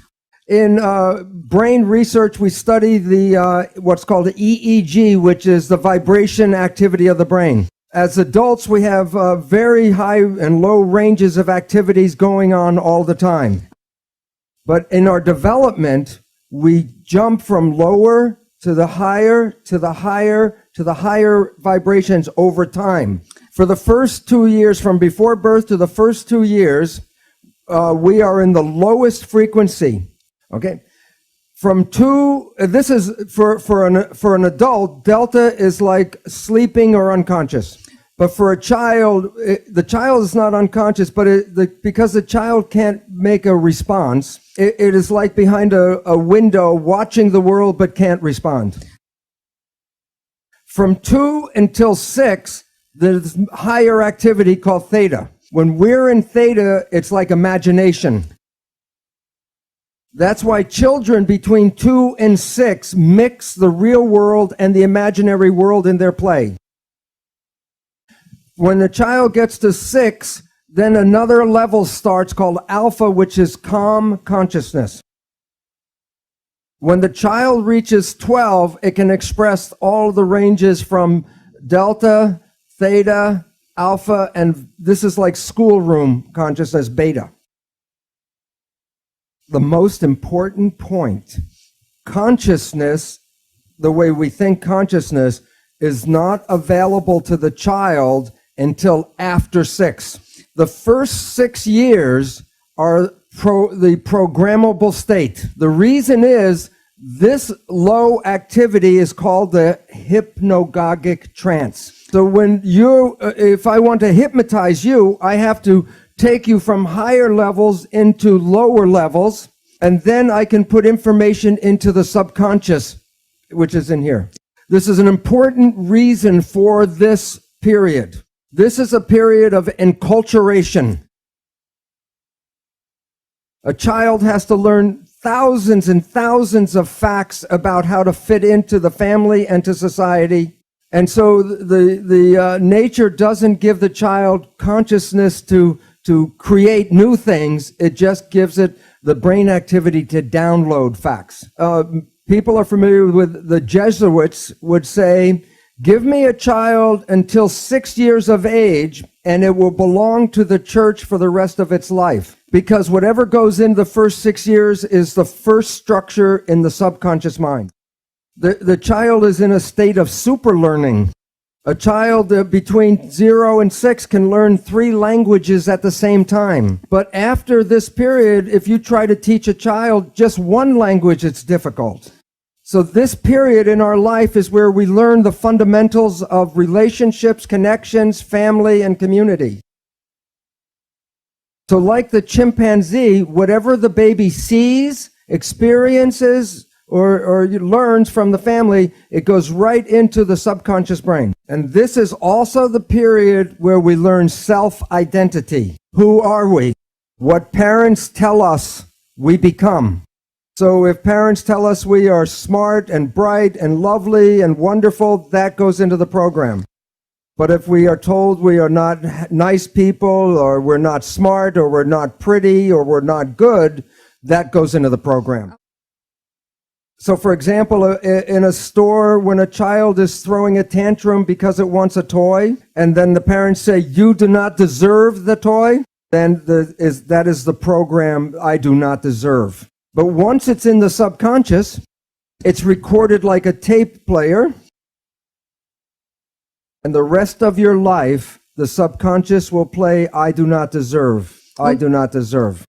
So that The programs that we acquired in the first 6 years shape how we live our life. But this is all below consciousness. So you may not know the programs you received because you were not conscious really during this time period. But most all of us have received a program of not good enough, not the best we can be. Okay, now let's talk about the next part. The mind has two parts. The subconscious mind is the original brain, and it can process 40 million bits of data from the environment every second. The mind is very powerful and very fast, but it's totally habitual. It's not creative. It can only play back what it learns. In evolution, the front part of the brain, the prefrontal cortex, gives rise to consciousness. It's a small piece of the brain that is consciousness. Self or consciousness is an add-on option, and most people don't exercise the option. But note, it can process only about 40 bits of data per second. The subconscious mind is 1 million times more powerful. While the subconscious mind is fast, the conscious mind is slow at processing. That's why when you're in an emergency or stress, you operate from this one because it can operate fast and handle lots of data. But the difference between the two is this is habitual. It is the conscious mind that is creative and can generate free will. Just to give you an idea of the difference between 40 million bits and 40 bits, I'll show you the next picture. Imagine this picture has 40 million pixel dots, which is like one nerve, each nerve going into the subconscious. How much, if you open your eyes, how much of this picture does the conscious mind see? That much. I put that much, 40 pixels.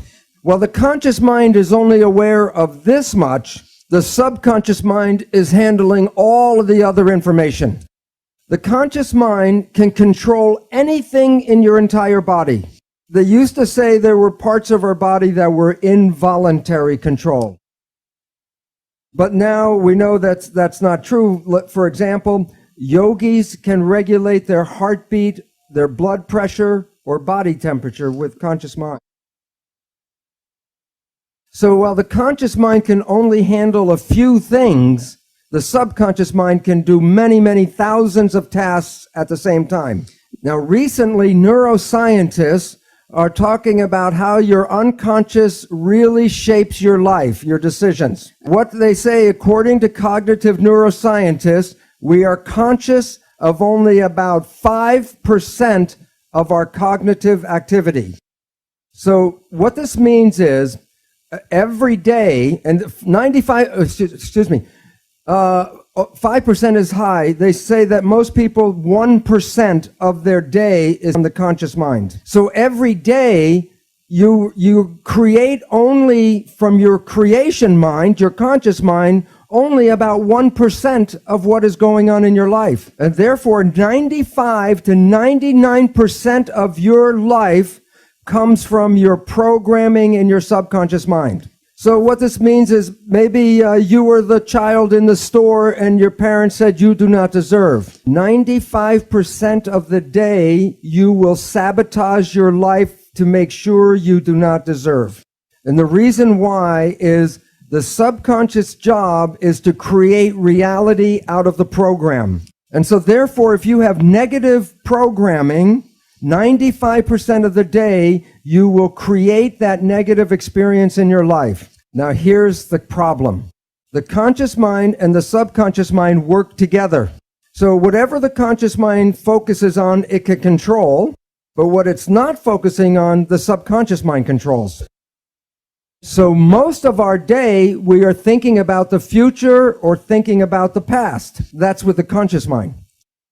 So if the conscious mind's not paying attention to right now, then everything you're doing during the day is being run by the program that you got. But the problem is, because your mind is not, the conscious mind is not paying attention, then it does not see the program being played by the subconscious mind. I'll give an example. When you first got you in the car with a driver permit, you didn't know how to drive a car. So you were very conscious of everything, watching everything as you were trying to drive. But now you've driven for 10 or 15 years. And you might be like me. I can have a passenger in the car, and my conscious mind will be in a conversation. And I'm driving 10 minutes. And then I look out the window.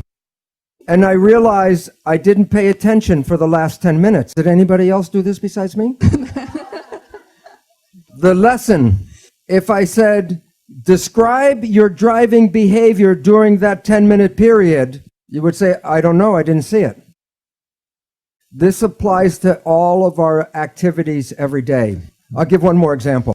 If you know somebody and you know their parent, and you see that this person's behavior is just like their parents, and then you say to your friend, Mary, you're just like your mother, then Mary will say, what, are you crazy? Why doesn't Mary see she is like her mother? Because when she's playing that behavior, she was not paying attention. So she doesn't see that she's playing the behavior that she was programmed by through her mother. So most of every day, you are not playing programs that you personally want. You're playing programs that you got from other people. But you didn't see those programs. So when your life doesn't work, you say the universe does not support me. And yet the truth was, it was your own invisible behavior that sabotaged you. So what's important is some people say, well, maybe I just do some positive thinking.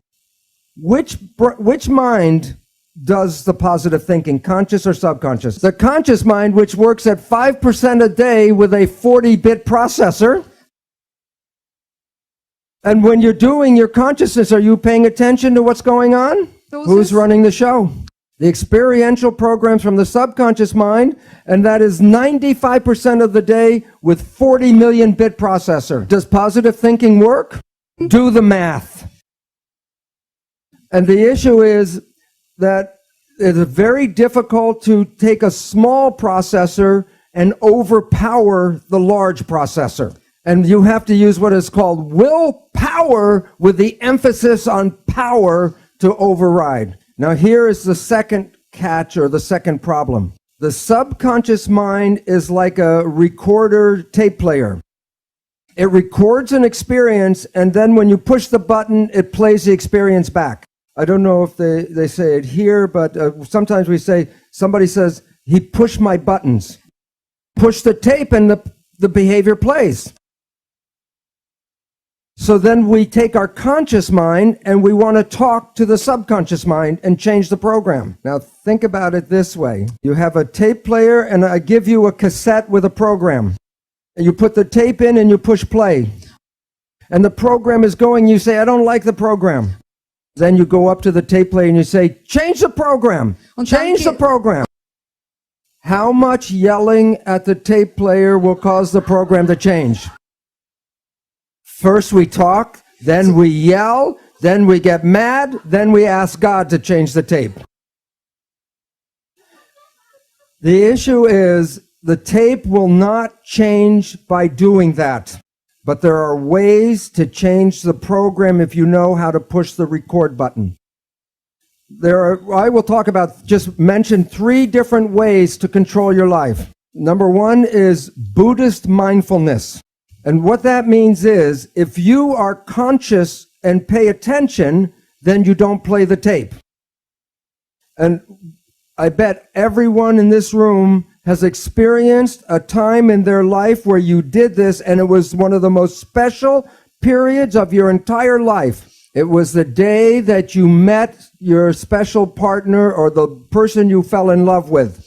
If you think back to the period where you really had your first big love affair, I bet you were happier and healthier than you ever were, even from the day before you met them. And I call this the honeymoon period.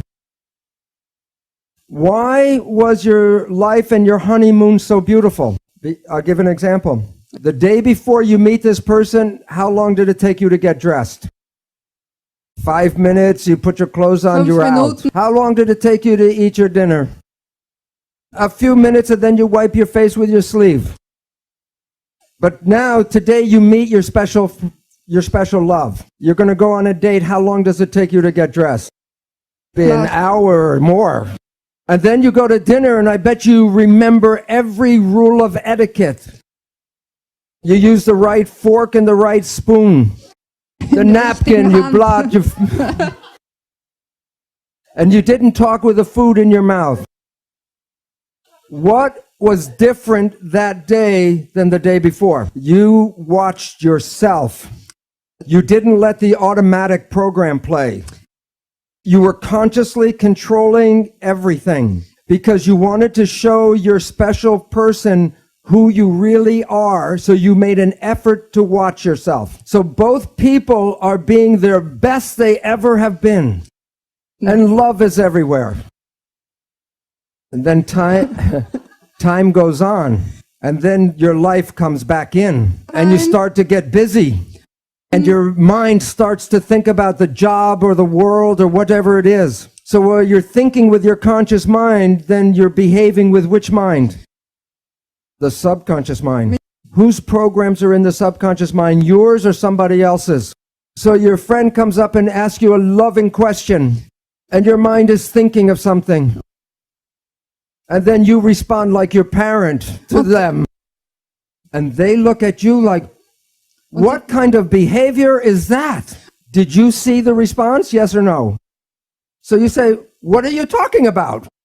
And then the arguments begin, because now you're communicating as a different person. You're not communicating with the person you believe you are in your conscious mind. So if you were the child in the store at 6 and you were told you do not deserve, and then you're on your job in a little tiny room doing a little job, and you're thinking, I'm better than this, I should be running the company. And while they're thinking that, they're doing a job. Who's running the job? The subconscious. And what is the subconscious program? You do not deserve, so you make mistakes. How many of you were told you were average students? And then you take an exam, and when you get the test back, you look at a question and said, I knew the answer to that. Why did I mark it wrong? Because the subconscious job is to create the reality of the program. So your life does not reflect what you want, it reflects the program you were given. So one way out is consciousness. Just be conscious and then you don't play the tape. A second way out, clinical hypnotherapy. Because that puts you back in the same brain state that you were in the learning period. And then you can put a new program and rewrite the tape. Yet there is a better and faster way even. There's a group of new psychology modalities called energy psychology. There are many different versions. For example, holographic repatterning, body talk, EMDR, EFT. The one I am most familiar with is Psych-K, Psych-K. These programs are like pushing the record button on the tape player. These programs can change a belief you had your entire life in maybe 15, 20 minutes. Many of them, like Psych-K, create a state of super learning like you were when you were an infant. I am not going to talk about these modalities. On my website, I have a list of all the different ones, most of them now, and you can select that and go to their own website and read about them. Okay, now what I want to talk about is your thoughts go in and adjust your body on the inside, but I'm now going to show you how your thoughts go out and affect your life on the outside. This is an older picture of a new technology called magnetoencephalograph, MEG. EEG, you put wires on your skin and read the brain activity.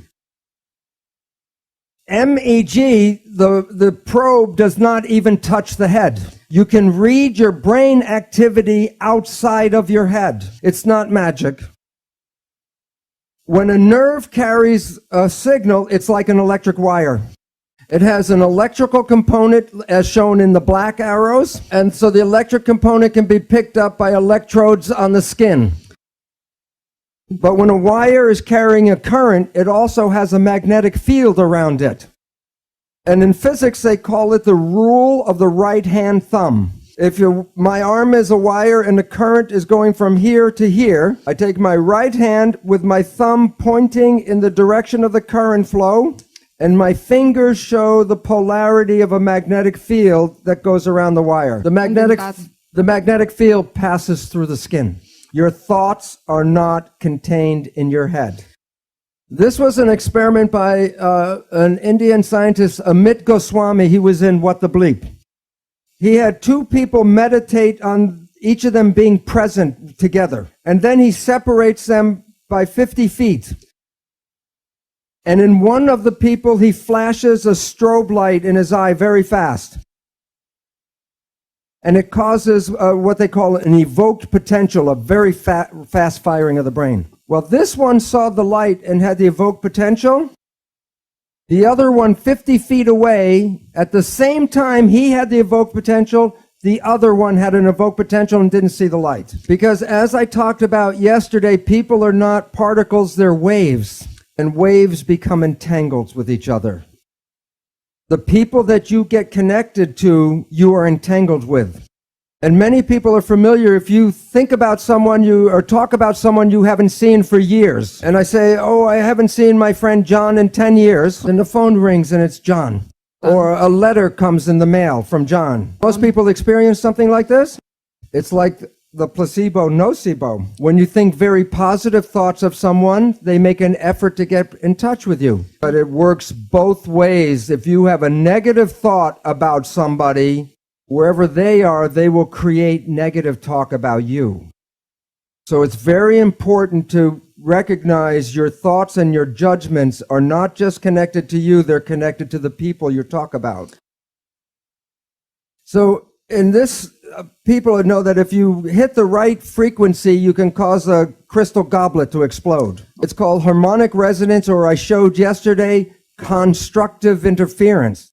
When two waves are in phase with each other, remember where they meet, the waves got bigger? Well, atoms vibrate at a frequency, and if I use the same frequency with a tuning fork, constructive interference, and it causes the atoms to spin faster, and then the glass explodes. Now, the question is, in experiment, if I hit the tuning fork, what will happen in this picture? All of them? Only this one. Why? It's interference of the same frequency. Different frequency, it doesn't respond. Now, you are like a tuning fork with your brain, and you're broadcasting frequencies of your thoughts. Which goblet is going to respond to your thoughts? The one that is harmonically resonant with your thoughts. If you live in fear, you're not going to activate the Dalai Lama, but you may get Scarface to show up. So when you are having thoughts, you are exciting and activating those things in the world that are connected to your thoughts. When a mugger is trying to pick out which person he's going to attack, which one of the different people walking down the street, which one do you think gets attacked? The one who is most afraid. Because the one who's most afraid will resonate, and that means that the mugger doesn't have to do anything, go boo, and everyone will give him everything. But while it works for individuals, it is very powerful when a whole group of people have the same thoughts. You can't make a war unless enough people are ready to make a war. I'm going to show a picture of mass action here, and it relates to in New York City, 1 year after 9/11. So this is September 11th, 2002, the 1-year anniversary of 9/11. What was everybody in New York thinking about that day? The winning number, 911.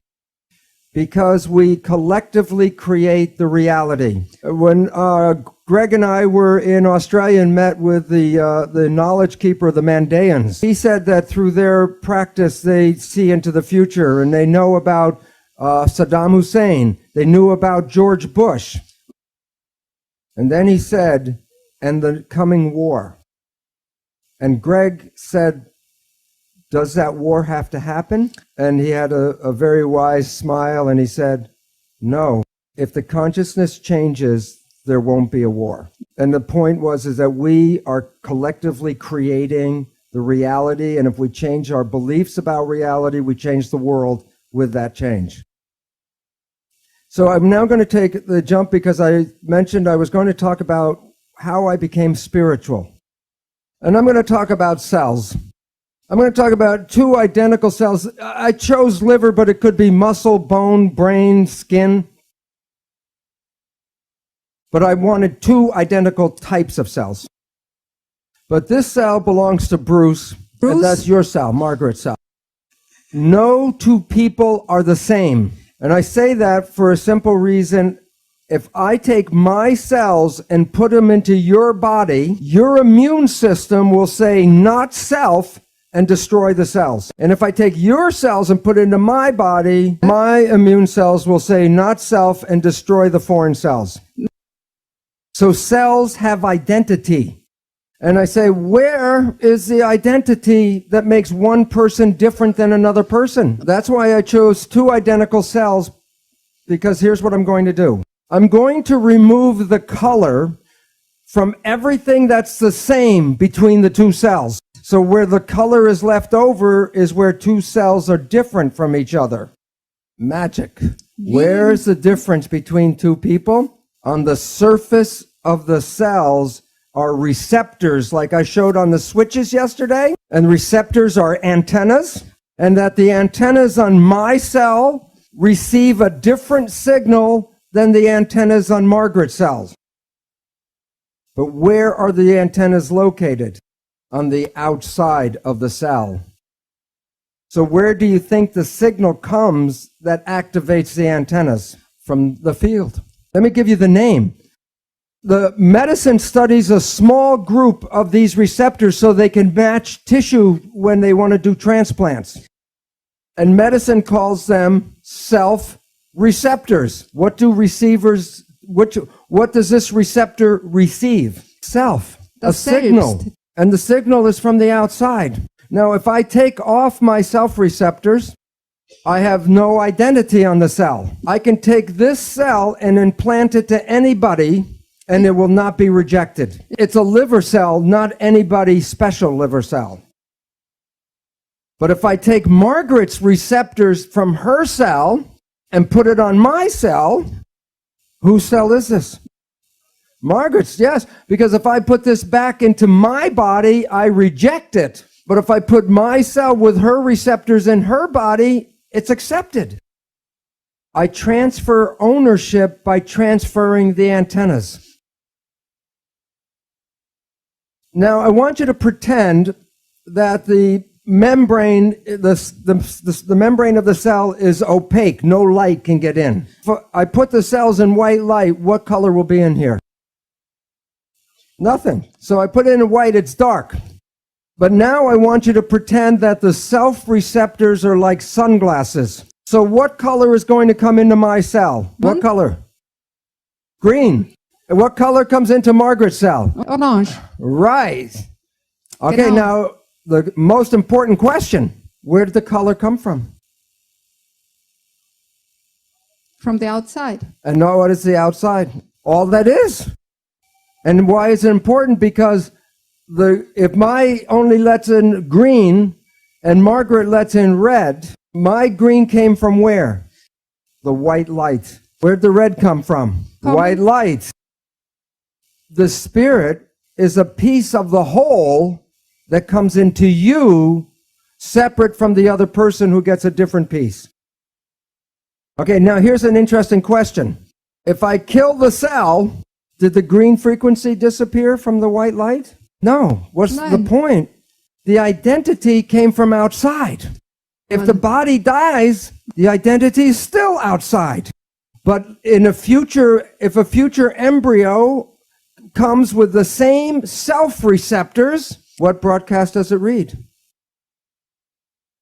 The same broadcast that provided for this one. You don't die because you're not inside yourself. You're part of the whole thing. And therefore, you're a part of this. You can never be separated from this because you are a segment of that. And when I understood this, I realized I was immortal in my identity because the identity and the cells are not the same. And by this guy, I got very excited because I didn't believe in this stuff, but the science was very clear that the signal came from the outside that made differences between people. And so at that time, maybe I had too much time on my hands. I asked my cells, if I'm already out here, why do I need this? And my cells gave me the answer. My cells said, if you're just a spirit, what does chocolate taste like? If you're just a spirit, what does a sunset look like? If you're just a spirit, what does being in love feel like? The reason is the cells convert the experiences of the world into sensation, which turns into electrical activity of the brain, which connects to our source. So the most important thing I learned at that moment was this place is for us to sense and taste and smell and touch and experience and love and live this planet while we can. And what happens when we live in fear? We shut everything down, and the life is wasted. And the point about this is each person is like a frequency of the light. In refraction, white light, when the white light comes in, the spectrum comes out. If I push the spectrum in this way, what comes out the other side? White light. But each one of us is like a frequency. So we vote in this room, we don't like Mr. X, and we throw Mr. X out. Okay, so we throw out Mr. X. I take the remaining frequencies and I push them back through the prism. Do I get white light? No. We, as a group, want the white light to come back to the planet. We gave the white light to people like Jesus and Buddha and Mohammed, but they were trying to teach us a lesson that we are the white light. The lesson we did not learn is that we are cells in a larger thing called humanity. We as individuals are not evolving. Humanity as a collective organization is evolving. So we have to recognize each human is a piece of all that is, and all of us together make white light. And so we are in a state in the world where we keep killing off the cells, and it's not a coincidence that as we destroy the body of humanity, that humans are suffering from what are called autoimmune disease, self-destruction. For the vibrations that affect the whole also create the same pattern in us. Okay, so the mind, let's talk about it now. That there's a super consciousness, something from the environment that plays through the self-receptors. There's a subconsciousness, which is our experiences and our instincts. Most people live their day-to-day life just using this. But if you take the superconsciousness and mix it with the subconsciousness together, that's what self-consciousness is all about. That's when you use your conscious mind and your experiences and create the life that you want, which may be different than the programming in the subconscious. And the difference between these is the superconsciousness is intuitive. When you're having thoughts, they're really out in the field. There's where you pick up your information from. The subconscious is the autopilot. It will drive the car if you're not paying attention. And as we found out, 95% or more of the day we operate with this. But when you take that one and this one together, then you're driving your own vehicle. So in conclusion, I say, well, what creates the life that we have? And the answer is spirit, the element from the field, And then the influence of the spirit in the self is the mental process. So the reality that we're experiencing right now is a combination of spiritual and mental activity. The article is called The Mental Universe, and it's from a professor of physics at a major university called Johns Hopkins University. Instead of reading the whole article, I'll show you the exact 2 sentences at the very end of the paper. The universe is immaterial, it's mental and spiritual. Live and enjoy. And this ties together all the work that Greg has been talking about in the field, the mentation, the spiritual element. It ties it to the physical body and your own consciousness. And therefore, we have a good message from science. We can create the world that we want, and what we have to do is become conscious. And then heaven will be on this planet right here. Thank you very much. Thank you. Thank you very much. Thank you.